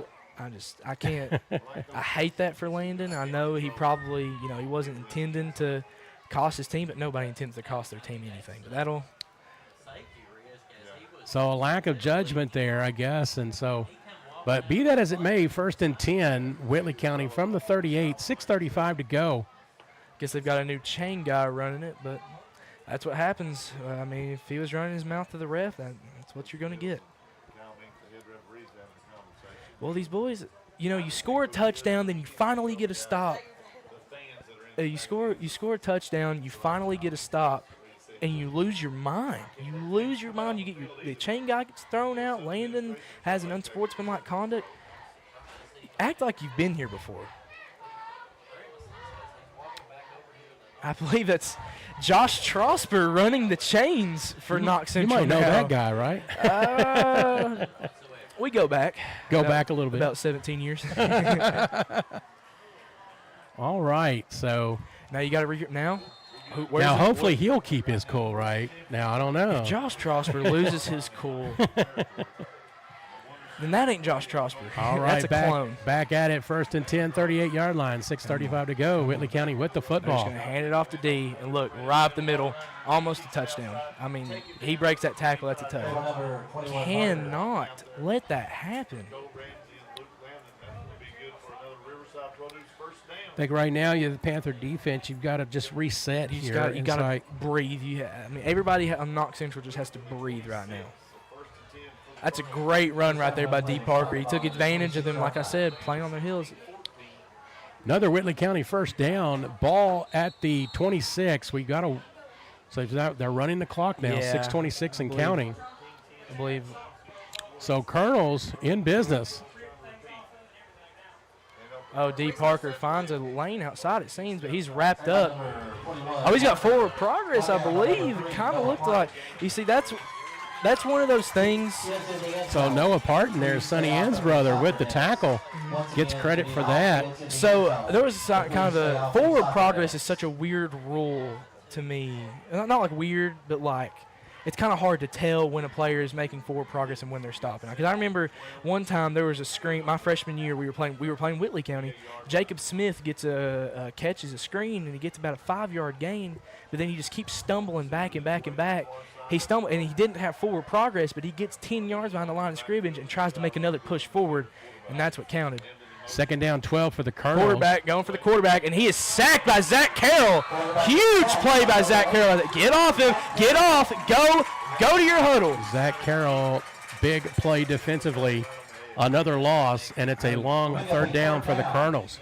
Got it. I mean, you can. I mean, because I remember when we played Clay County, this kind of thing happened when people were getting flags and stuff. I remember Coach Mills, every time we would make a tackle in the second half, he'd say, get off, go. You're in 4-down territory, I think, right here. So ball at the 30-yard line.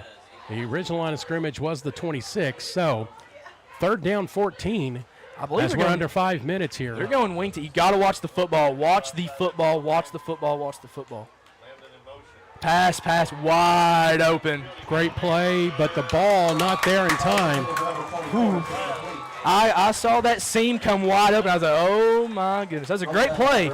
Great play design. A little bit too much air in that pass, or it would have been a Colonel touchdown. But not to be, as it is fourth down. I believe I could be wrong. They're going for it. Unless some of these boys are in the punt unit. Gotta watch the football. Watch the football. So another chance for the Panthers to come up defensively. And if they can keep their cool. Screen out to D. Parker. Just let him eat. Oh, blocking the back. It's coming back anyways. Blocking the back. He is stopped dead in his tracks. Panther football. So the penalty, we saw it right there. It'll be a block in the back. That is declined, and Knox Central will take over on downs. Come on. 4:31 mark of the third. Got it right back. D. Parker scored a 92-yard touchdown. I thought he had our number, but come on. Let's go, Panthers. Let's keep playing. Knox Central comes up big on defense, keeps their cool, and gets the ball back as a reward. So Landon probably won't get chewed out as badly in film as he would if they would have scored a touchdown that drive. He's still going to get chewed out. Coach Mills don't play around him. Wait, you've got to clean things like that up there, Harrison, especially as you get to the season and get into district play, because that can cost you. You can't do that at Log Mountain. You're not going to do that at Log Mountain. You're not going to do that at Clay County. You're not going to go bring rock in on senior night and think you can pull that and win the game. You know what I mean? Panthers' second possession here in the second half, starting from their own 32. Don't lose your minds. Just keep playing the same football you've been playing all game. Cut it outside. Now go up there, Brayden. More breaks Still the stumbling tackle. forward for a couple yards on that. Just keep playing the football. Keep playing football. It's 0-0 essentially right now. A short gain on the play, 4:15 and counting here in the third. They're going to give Braden Sizemore a break right here.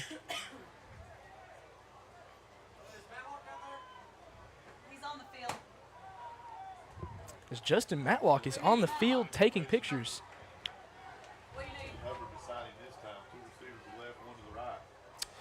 Back to pass. Screenplay to Spencer Pritchard. He's going to go up, and it looks like he's got a first down. First down, Panthers. Like I said, just keep playing that football right there. First down. So again, first down from Knox Central, move the chains, 3:45 to go here in the third. Ball at the 44-yard line, and Knox Central moving. 3 receivers set, 2 to the near side, 1 to the far side. Pistol formation. Spencer way out wide. Hobbs going to keep up the middle. He's got room. He's going. First down, Panthers. Keep pushing. Keep pushing. Do not let off the gas. Do not let off the gas. First down run play. We'll spot the ball at the 45. Jonathan Hobbs calling his own number, getting the first down and moving the chains as we approach 3:10 here in the third. And Knox Central leading 16-14 here in the 2025 Pioneer Bowl. Can't let anything stupid. You just cannot let a stupid mistake mess up your momentum right now.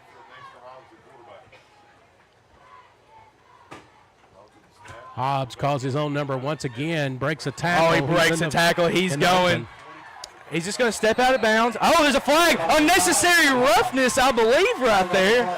Late hit by the Whitley County defensive player, and that'll tack on another 15. So a good run there from Hobbs. Tack on the penalty, and it's going to be a good game for the Panthers as we're at 2:50 here in the third. Keep pressing, keep pressing, keep pressing. You just got to apply the pressure. You've got them dead to rights right now. You've just got to keep applying that pressure. Personal foul. Lead hit against the Colonels. So again, personal foul. You could see it clear as day right in front of the ref. Ball is in the red zone now. So Knox Central in the red zone for the third time, and they have put points on the board the other two. Let's see if they can do it here a third time. Don't get complacent. You cannot get complacent. We haven't scored the ball yet. It's still the third quarter.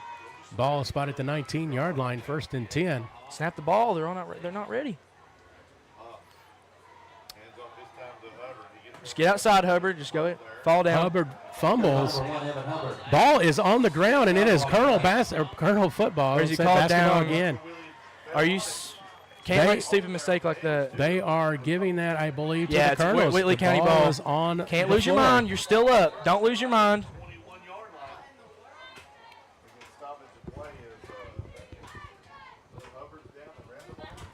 So we've got a quick stoppage of play. I think we'll take a break right here. Back in a moment on the Blue and Gold Network.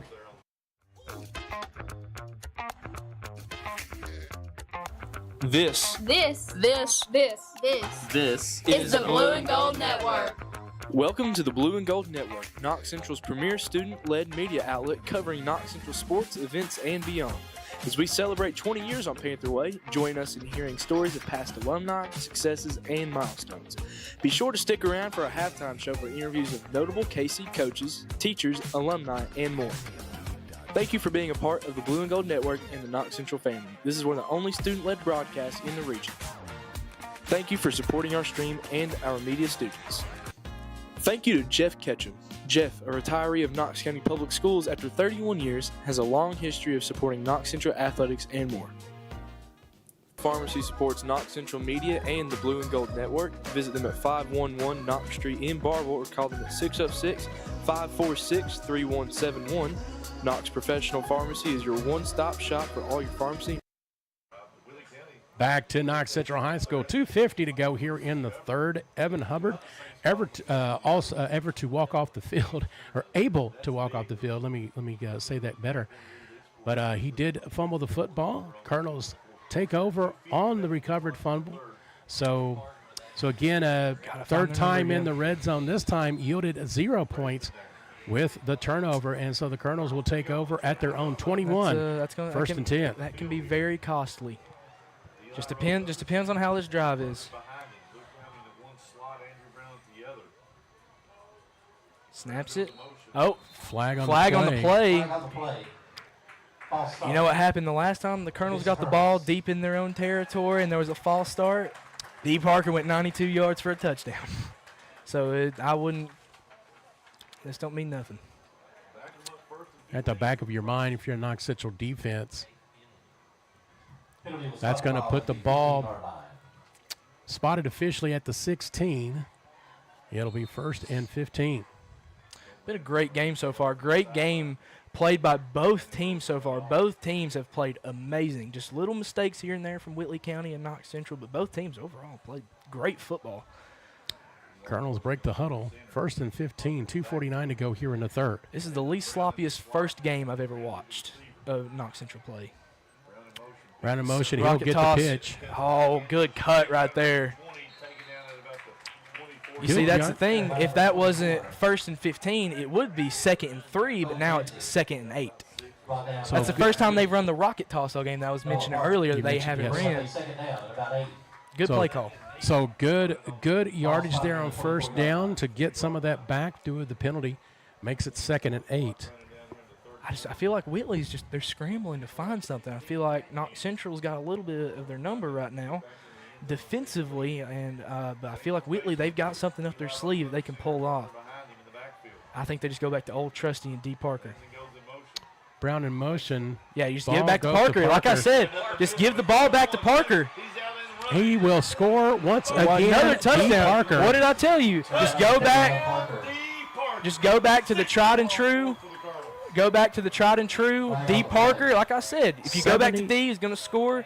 I feel like they let Knox Central try to play a little guessing game right there, and Knox Central just paid the price. D. Parker, 76 yards to pay dirt. His 2nd touchdown tonight, actually his 3rd touchdown this evening. I feel like that rocket toss made Knox Central. They made them guess, and so like with Mr. Rose's fakes, I'm sure have played a big part into that. Couple of defensive breakdowns, one late in the 2nd quarter, and here just in this last play. What was the flag there for? Unsportsmanlike on D. Parker. Okay. Little excessive celebration.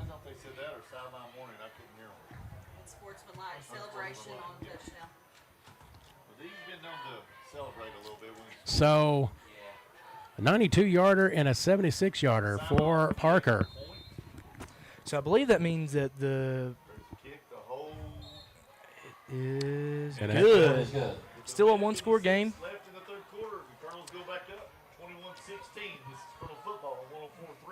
All right, so under 2 minutes to go. Let's take a break ourselves here. You score 21-16, Whitley County. Back in a moment on Blue and Gold Network. This This is the Blue and Gold Network. Welcome to the Blue and Gold Network, Knox Central's premier student-led media outlet covering Knox Central sports, events, and beyond. As we celebrate 20 years on Panther Way, join us in hearing stories of past alumni, successes, and milestones. Be sure to stick around for a halftime show for interviews of notable KC coaches, teachers, alumni, and more. Thank you for being a part of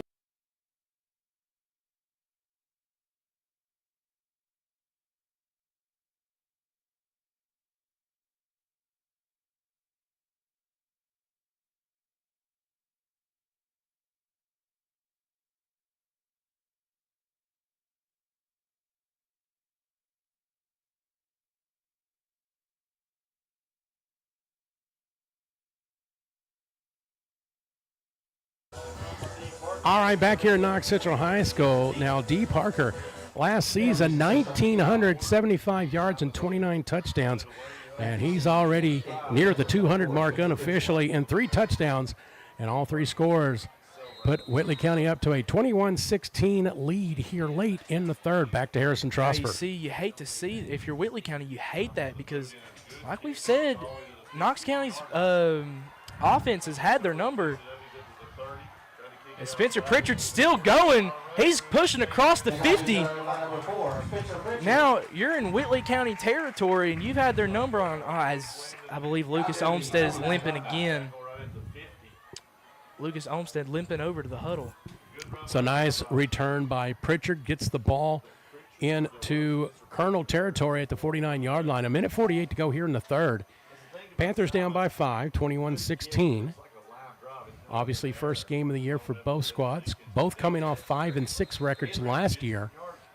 Looking to start off 2025 on a positive note. I'm going to kind of go back a little bit here in case you've missed it, but D. Parker was assessed a unsportsmanlike after that touchdown. We're only in the third quarter, one more of those, and he's gone, and that's been Whitley County's guy. Knox Central has the ball in Whitley County territory, one kingbacker, as they would call it. Oh, come on, John. Dang it, John. He's going nowhere. The Whitley County defensive line in the backfield there Digging for with gold Jonathan that ain't there. Hobbs. Digging for gold that ain't there. Hobbs had nowhere to go on that play. One of the defensive linemen kind of limping a little bit as he was going after Hobbs. But that is a loss of about 9. So big second down here. So the ball back.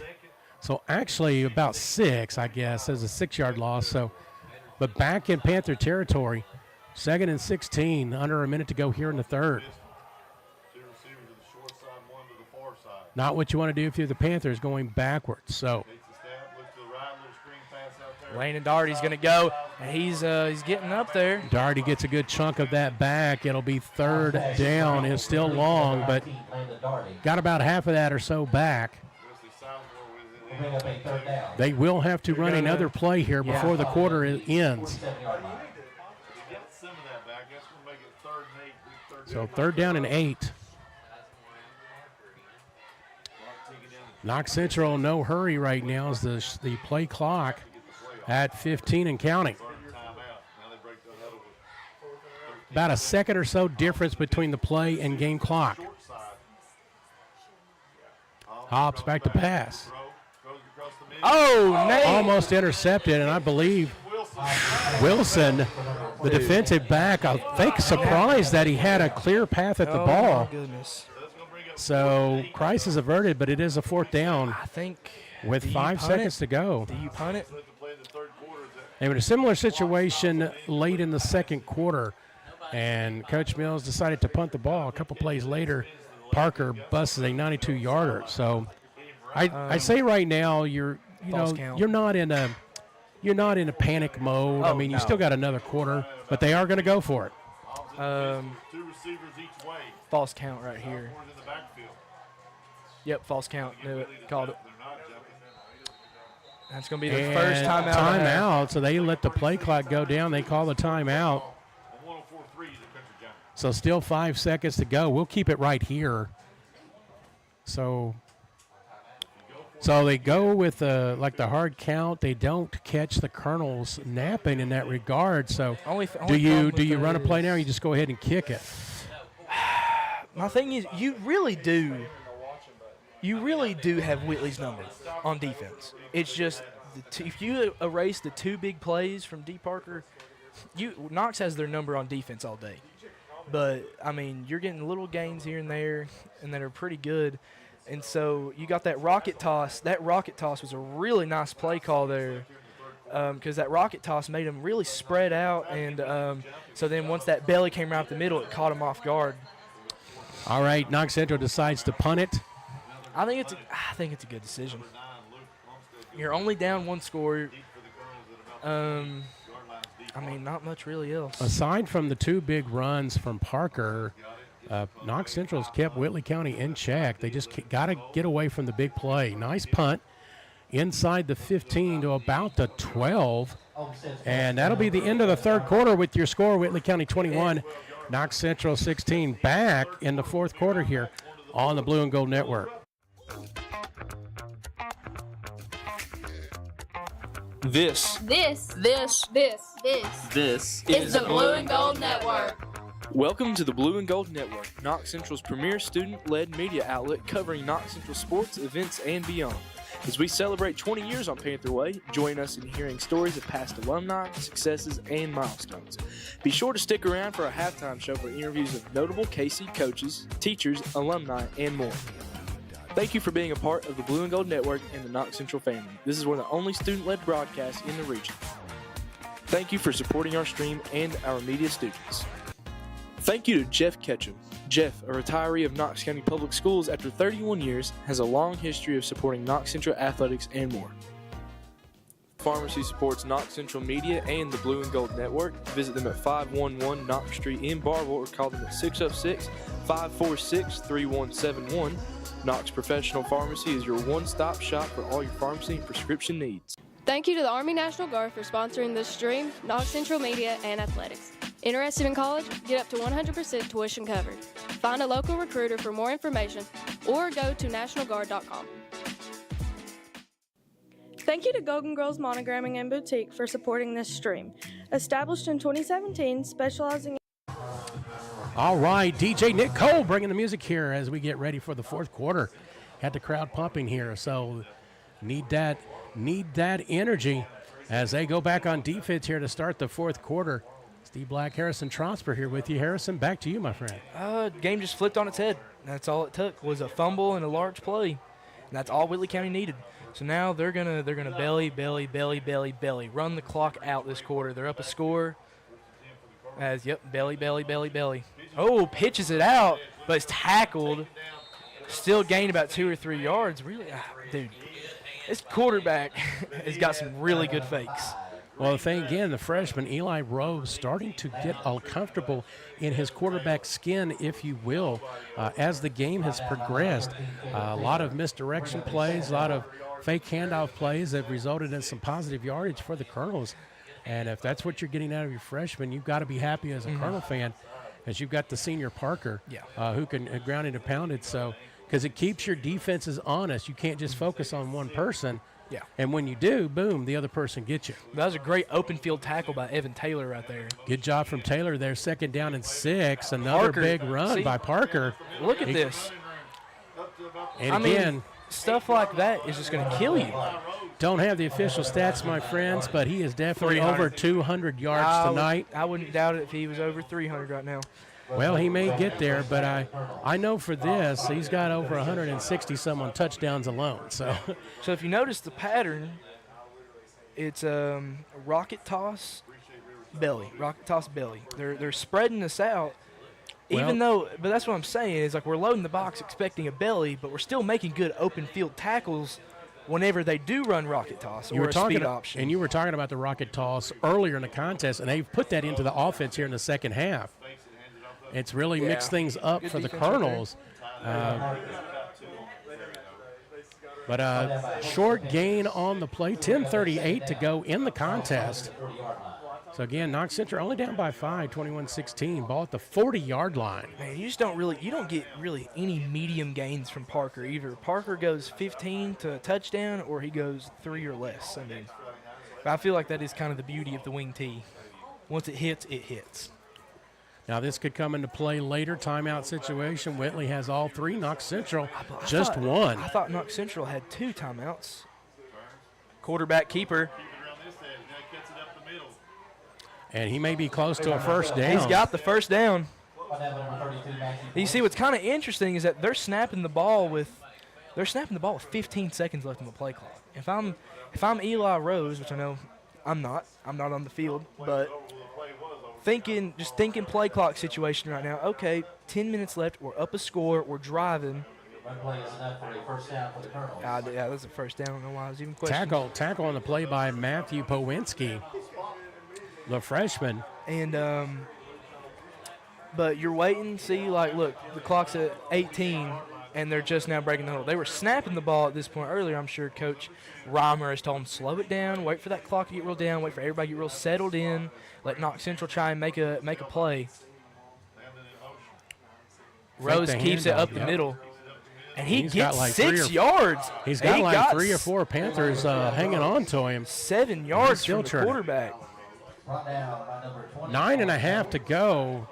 So the Colonels chewing up yards and chewing up clock here in the fourth quarter. And they've got the ball in Panther territory at the 45.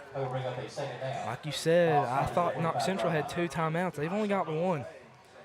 I think they're gonna try and get it away from D as much as humanly possible. Because like I said, they've been giving it to them all game. I'm sure they want to save them for maybe a next week contest. Okay. Up the middle, Parker. Couple of spins. It gets a big gain, another first down.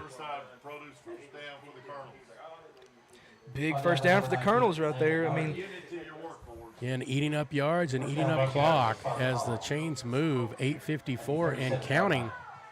Ball inside the 40 at the 37. And again, Whitley County, you're in no hurry to run a play. As long as you're able to turn those yards, you know. Yeah, I bet Coach Coach Reimers told them to slow down because now they're slowing it down, snapping it with about 7 seconds left on the play clock rather than the 17 they snapped on the first.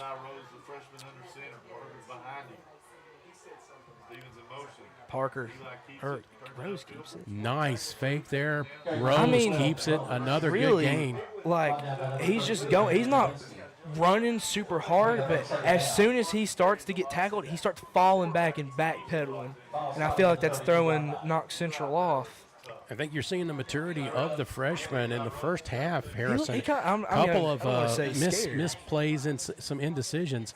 Here, especially in the second half, he has come into his own. Yeah. And this is his offense. This is his team, and he's running I feel like he started to realize that once he came out the second half. But what I was trying to say is like he kind of didn't – I don't want to say scared.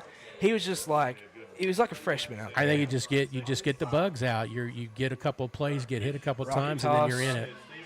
First down, Whitley County. Because, again, it's not like he's never played football before. It's a new level. And so once he's gotten used to that, he's going to be fine, and he's doing so now. 7.5. And they stopped the clock for a moment to move the chains.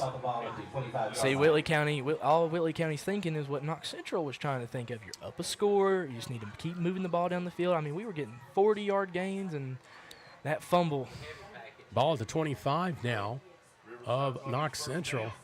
Again, 21-16, 7-17 to go in the contest. Game ain't over, but, I mean, it's not looking pretty. Whitley County puts it I think in they're here. Going to take a timeout makes it tough. Yeah, Whitley County's going to take a timeout right here. So let's take a timeout of ourselves here. 7:05 to go in the contest, and it is Knox Central down 21-16. We all have a home at Knox Central. The culture in Knox County fuels us. It drives us to band together from all walks of life. From the hollers of Artemis and Trosper to the mountains of Flat Lick and Stinking Creek. The Cumberland River flows through our old Kentucky home. The hills of Cannon and Girdler to the familiar streets of Barberville. Our legacy depends on Knox Central. We are one county, united by one school, with one vision. Knox Central Panthers back to Rupp Arena. 3 years in a row, folks.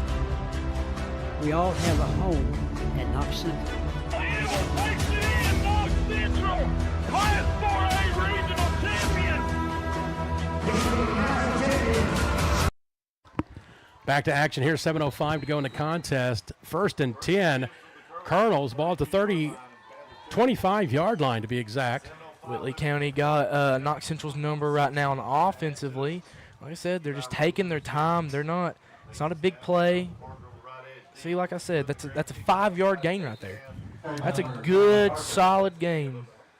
Another one of the great sponsors with the Blue and Gold Network, Bingham Tire and Oil, will have the Bingham Tire and Oil Player of the Game at the end of tonight's contest. And so we've got our little award up here. So we'll be thinking about that, of some of the great play from Knox Central here tonight. Someone will get that award here this evening. 6:40 and counting. Again, Whitley County, no hurry, as there's 17 seconds on the play clock. Well, I feel like almost Knox Central is just kind of letting them. Well, Panthers can only stop the clock one more time, so it's okay. You're not in panic mode right now. But if they score a touchdown, you're in panic mode. Just hand it off to D.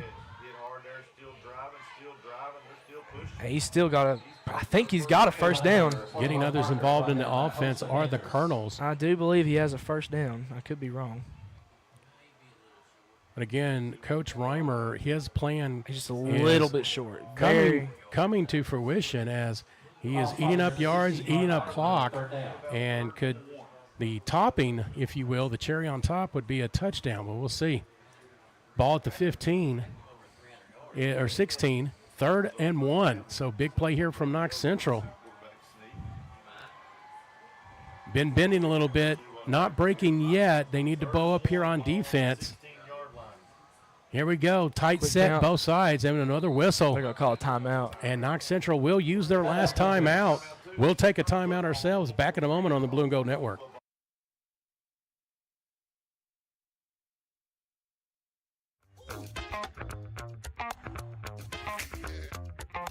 This This is is the Blue and Gold Network. Welcome to the Blue and Gold Network, Knox Central's premier student-led media outlet covering Knox Central sports, events, and beyond. As we celebrate 20 years on Panther Way, join us in hearing stories of past alumni, successes, and milestones. Be sure to stick around for a halftime show for interviews of notable KC coaches, teachers, alumni, and more. Thank you for being a part of the Blue and Gold Network and the Knox Central family. This is one of the only student-led broadcasts in the region. Thank you for supporting our stream and our media students. Thank you to Jeff Ketchum. Jeff, a retiree of Knox County Public Schools after 31 years, has a long history of supporting Knox Central athletics and more.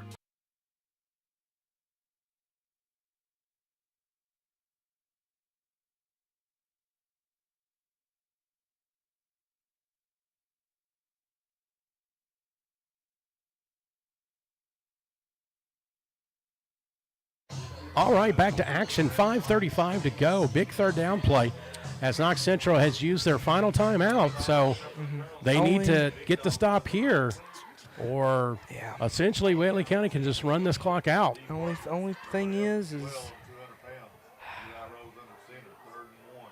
Rose. false start. I believe it's going to be a false start play. on the Colonels. Flag on the play. Oh, Panthers might be in business here. So we'll see. They sort things out. Injury. Referee's timeout. It is a penalty on Whitley County. That'll make it a 3rd and 6 now Braxton from the Saylor. 21. So better situation for the Panthers. We do have a Panther player down. Braxton Saylor, that's the center for Panthers offense. A couple of programming notes here. Next week, Knox Central on the road at Marion County Bowl game. That is August 29th. Panthers will be back at home 2 weeks from tonight, September 5th, as they entertain South Laurel High School. And then a road trip on the 12th to Martin County, and then a week off. And then they host Hazard. That'll be a big one. That'll be a good game. On the 26th. And then they will get into district play. We'll McCurry, see. Bell, Clay, Rockcastle. Murderers Row, if you will, and then Williamsburg to end the season.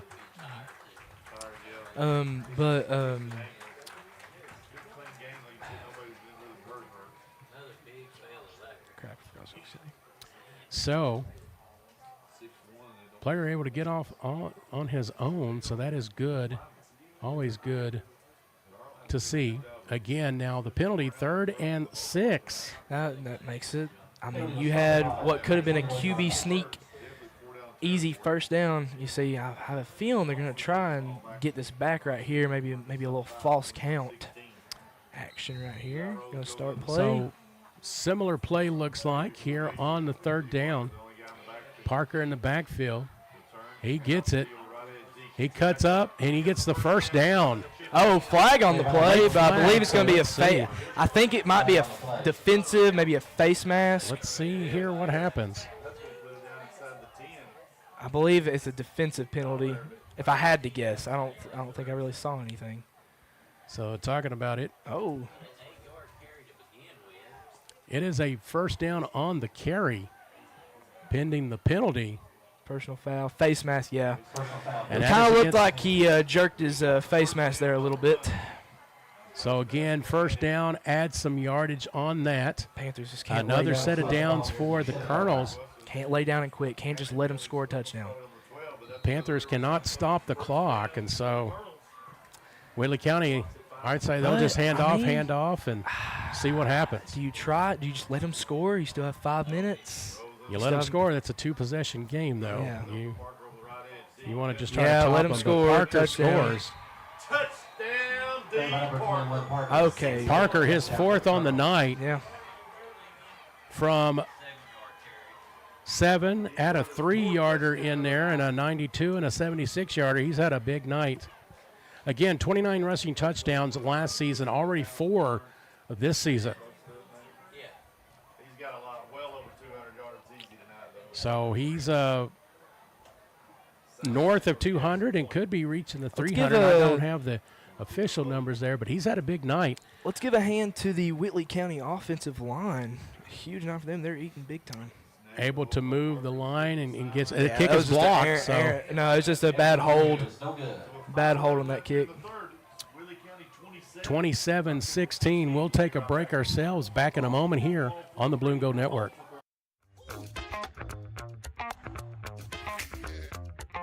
This This is the Blue and Gold Network. Welcome to the Blue and Gold Network, Knox Central's premier student-led media outlet covering Knox Central sports, events, and beyond. As we celebrate 20 years on Panther Way, join us in hearing stories of past alumni, successes, and milestones. Be sure to stick around for our halftime show for interviews of notable KC coaches, teachers, alumni, and more. Thank you for being a part of the Blue and Gold Network and the Knox Central family. This is one of the only student-led broadcasts in the region. Thank you for supporting our stream and our media students.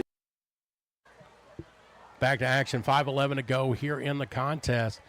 A 7-yard touchdown run from D. Parker, his 4th on the night. Extra point no good, makes it 27-16 Whitley County. Knox Central, no timeouts left. And let's see what happens here. I mean, you want to talk about response from Whitley County. It hasn't been big. It hasn't been, taking a big, hit or anything like that. It hasn't been huge plays. But you want to talk about, okay, you're down by 2. The time is running out in the third quarter. The ball's in your own red zone. Your back's against the wall, and you still find a way to force a fumble. So, again, besides some of the big runs from Parker, mentioned fumble, a couple of turnovers from Knox Central. Probably should just let that go. Return to about the 20-yard line, so wouldn't have mattered anyway. You're getting around the 20, so just got a little exercise in the matter. 5:06 to go in the contest. I believe you're going to have to try and score. If you do score, you're going to have to score with more than 3 minutes left on the clock. Then you have to get a stop and then score again. Now, of course, this is the detriment to a run-focused team. Yes. When you're having to pass, looks like not used to that. A little uncomfortable for the Panthers, but we'll see. Looks like it'll be a like a 3 high safety look. They'll play D. They'll probably play D real far back. They'll probably only go 3-man front. 4 receivers set. Yeah, two very high safeties. Got your linebackers playing a little bit far back. They're not running forward. I mean, pass is short, incomplete. I believe the pass was tipped right there from a Whitley County D lineman. So Pritchard, the intended receiver. 2nd down, 5:03 to go.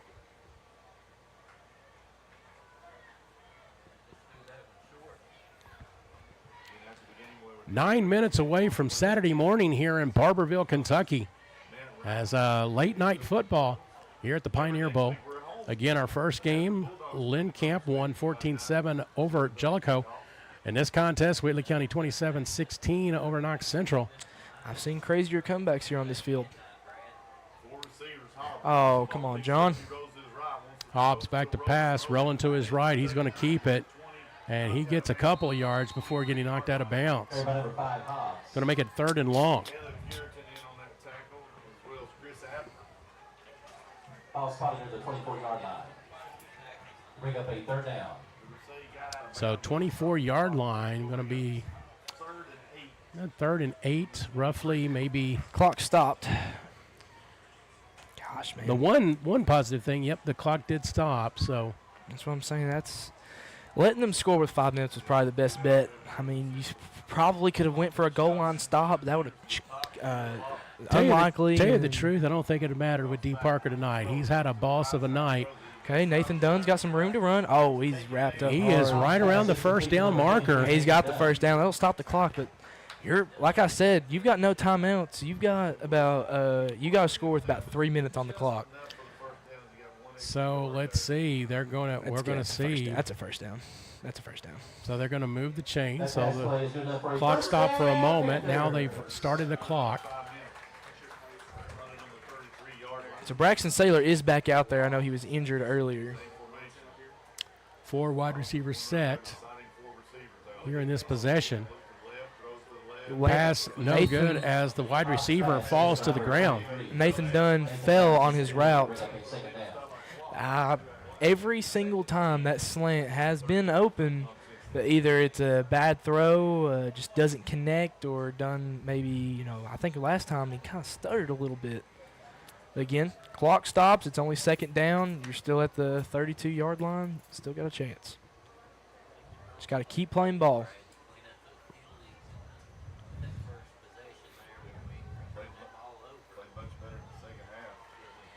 Whitley County's always been a second-half team. John's just going to keep the ball. He's got a good He's angle got right the there. first down. The clock will stop. Lowers as they his move the shoulder. chains. First down, Panther. Getting the ball toward midfield. I feel like that Good was for a pretty Panthers. smart call right there, because I was thinking to myself. I was thinking maybe that they would try and run it with Braden. Chains move. Clock starts back up. Ball at the 48 of Knox I Central. will say, every year Knox has just come ever so much closer to beating Whitley County. Every single year they get so close. Have their number at least some point in the game. Pass over the middle. It's incomplete. Dropped. Number 33, Braden Sizemore is incomplete. I can't really call that a drop, but the pass, didn't haul it in. That's still a tough play. You got a guy right on your back shoulder. Maybe you're waiting for a safety to come down. Maybe you lay down the boomstick. That's a tough play to make. I think they still call it an incomplete pass. Still an incomplete pass. It does stop the clock here as it is second down. 4:02 to go. You only got about a minute and a half. There ain't no 2-minute warnings in high school.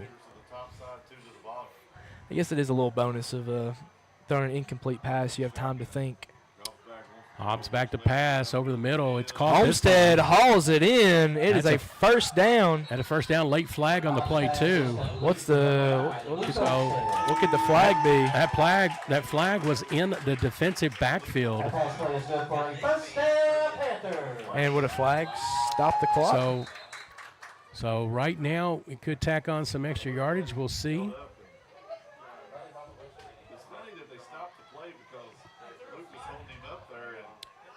So again, referees conferring here, 3:54 to go. So Panthers are doing well in this drive here as they've gotten the ball down to about the 40. The flag came before the whistle blew. So again, we'll get the call here in a moment.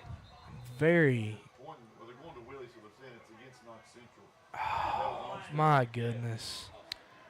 So we'll see. What could it be?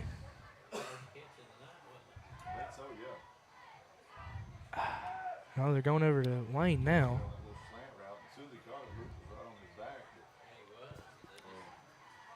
3:54 again. Okay, what was it called?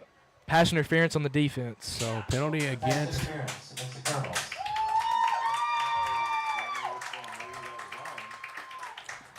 Does that stop the clock? So they're going to move the chains here. Ball at the 37-yard line. It is a first down. I guess that stops the clock. No, it's running. So clock starting to tick here, 3:50. Okay. Hobbs back to pass. Flushed out of the pocket. He's going to take it himself. Get out of bounds. Get out of bounds, John. Get out of bounds. Not able to get out of Can't do bounds. that. Great tackle. Got to by- get out of bounds. Nice tackle by the Colonel defender to keep Hobbs in bounds and the clock running. If you get out of bounds, you're able to recuperate, call play from the huddle, get in there, talk to your guys, give them a little pep talk. But that's rolling out left is Hobbs. He'll pass it. That is I mean, not incomplete. even close. I mean, Hobbs has just got to lead them a little bit more right there.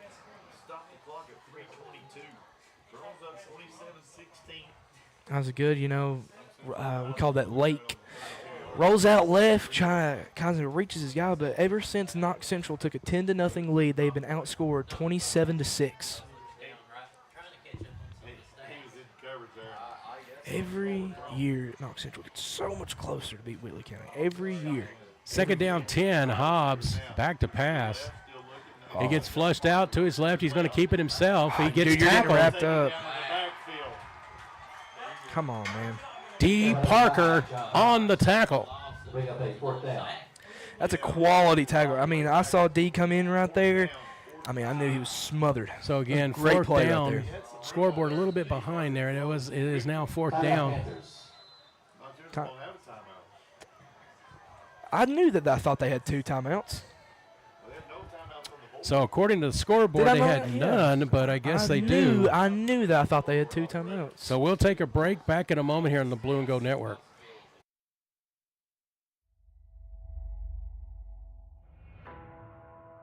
We all have a home at Knox Central.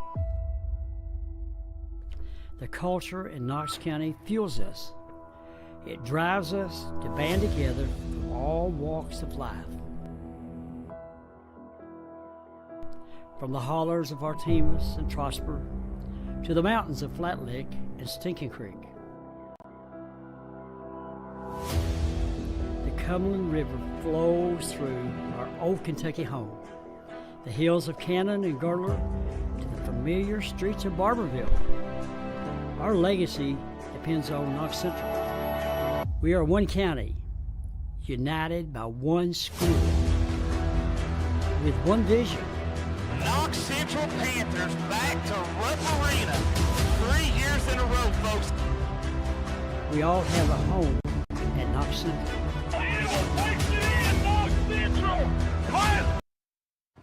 So we just got some news of a pretty crazy statistic here. Pineville, Landon Robbins ran for 600-plus yards in a 76-40 victory over Phelps.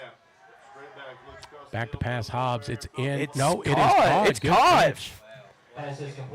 What a catch there from the freshman Spencer Pritchard.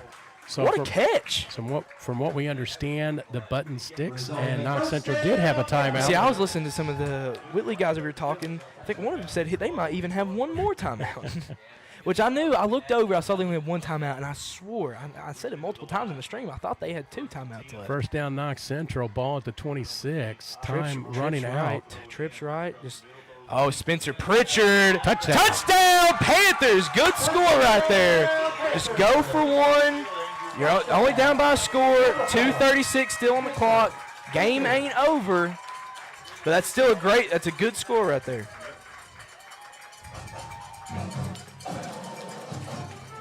Good catch there from Spencer Pritchard. That's a freshman. Jonathan Hobbs stepping up, a rushing touchdown tonight, also a passing touchdown. He's vying for possibly player of the game for Bingo Tire and Oil. That'll be announced at the end of this contest. But for right now, we've got a game here as a 27-22. Even if Knox Central pending extra point, I think they'll go for 2. From a person that played at Knox Central for 2 years, this is the best I've seen them play for their first game. This is very good for looking forward to the season. You're going up against a Marion County team that a lot of players have said they think they can beat, as they're going to go for 2 right here. Put them within a field goal. Go for 2 and run. Yeah. They will not get it. He won't get it. Try to maybe just increase it because it's still a 1-score game no matter what. But, if they kick the field goal, if they made that, then it would have been a field goal possession. Even if they would have kicked the extra point, it would have knocked them out. So I think that was a good call right there because you're still just a touchdown away, not even the extra point. 27-22 your score. Whitley County on top. 2:36 to go here in the contest. The biggest kept secret here at the stadium, onside kick approaching for Knox Central. So this is the things you practice on Thursdays, on those walkthrough days, on those kind of lazy stuff that when you go out there you think, Coach, why are we doing this? This ain't going to happen in a game. Then it happens in the game, and then you thank your coach. No matter what, but back to what I was kind of saying right there, is this is the best that Knox Central has played in their first game of the season. This is their first test. A very good Whitley County team come in here. They're a well-oiled machine. D. Parker has proven himself many times over the past 2 years. Came over here as a sophomore and pretty much sealed the deal against us, and then we go up there and he seals the deal against us again. If we lose, this will end up being our demise again, D. Parker. So it's just one of those things where, like I said, you're going to Marion County, then you got South Laurel at home, and then teams like Martin County, like you said, Hazard. That's going to be a tough game. Right now, we've got the onside kick. Let's see what happens here. It'll roll. It travels to 10. Oh, get on it! Get on it! Oh, no. I think the Colonels will recover. Ooh, hit off 17's chest right there. All right, so 2:35 now. So I'm trying to think of the play clock math. If you take 4 plays, you're getting the ball with at most a minute. And that's if you stop them. So that's the thing. So right now, ball at the Whitley County 47 as Colonels will take over. So there has been a scoreboard error, so I'm just kind of wondering, do they still have it? Does Knox still have a timeout? Do they not have a timeout? Because that can completely change the course of this game, whether or not they have a timeout. I'd say the only ones that know are the refs on the field, so we'll see. You don't want to get a first down immediately, because if you get a first down immediately, Knox is still in the game. Parker, good gain on first down, gets it to midfield, about 3. Carried by number 21, Parker, brought down by host the Panthers. Ball spotted at the 50-yard line. We'll bring up a second down. You just got to apply the pressure right here if you're Knox Central. You can't give them anything easy. So the play clock at 23, game clock at 2:07. Colonel's in no hurry to get the play off. A second down, 7 from midfield. They're breaking the huddle way too early. Why are they snapping the ball with 5 or 6 seconds left? Parker has a wide open lane. It's going to be a touchdown, Whitley County. 50-yard touchdown and that for Parker. Might just seal the deal. Now, you see, you have another chance right here if you score another touchdown.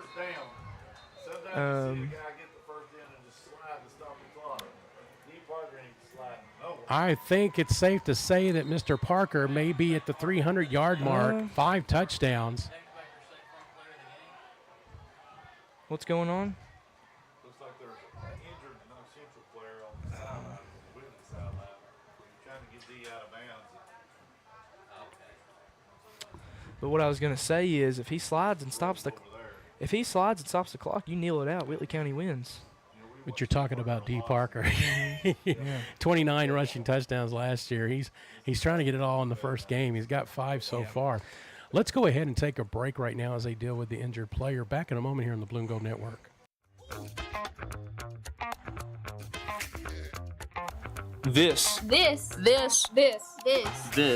the Blue and Gold Network. Media students. Millard and Castle, your auto accident attorney, located on the Court Square in Barberville, provides law services for personal injury, criminal defense, nursing home neglect, and auto accidents. Millard and Castle has been practicing law in Knox County for 25 years. For more information, call them today at 606-546-5114 or go to millardandcastle.net. Thank you to Jeff Ketchum. Jeff, a retiree of Knox County Public Schools after 31 years, has a long history of supporting Knox Central athletics and more. Bombshell Beauties, located on Knox Street in Barberville, offers a wide variety of women's clothing, shoes, accessories, hair products, and lash extensions, and much more. Also, visit their Pineville location in downtown. Find them on Facebook at Bombshell Beauties or give them a call at 606-546-4789. The Mountain Advocate has been Knox County's most trusted news source since 1904. For the latest in community news, sports, and more, pick up a copy today or visit mountainadvocate.com. Thank you to the Mountain Advocate for featuring Knox Central media journalism students with print partnership and highlights of our photographers and more. Use code KC2025, that's KC2025, for 25% off a local print or digital subscription. Go Panthers. Good Saturday morning to everybody. It is 12:07 on the East Coast, so we are We're playing 2 days of football, if you will. 33-22 your score, pending extra point. Oh, it's Tanner Hinkle, not Zach Carroll. Kick is good. Extra point is good. 34-22 your score. A minute 41 to go. We'll just keep it here. So Cornerback Tanner Hinkle is definitely a big part of this defense. He's been one of the better DBs. He's a senior this year. He's probably been the #1 DB on the team since his sophomore, junior year. But Tanner, you hate to see him go down. now, kind of listening in on some unofficial stats and stuff, D. Parker, you know, it's definitely going to be in the 300s. It could be over 350. We'll see. I'll be interested in seeing what that total is. 5 touchdowns on the night. And so, again, this young man, 25 yards short of 2,000 last year as a junior, and looking to get that and then some here in his senior season. If you want to talk about coaching, you can talk about how Whitley knew when to give him the ball. Whitley knew when they could give him the ball and they could let him do what he needed to do. They didn't, take it and just kind of let him just feed it to him every single time, like a workhorse, and just let him go and go and go. Spread it out, rocket toss here. So then once that quarterback keeper here, those quarterback keeps from Mr. Rose at quarterback changed the game. Squib kick from the Great Colonels kick. Knocked out of bounds, and so Knox Central will be inside their 10.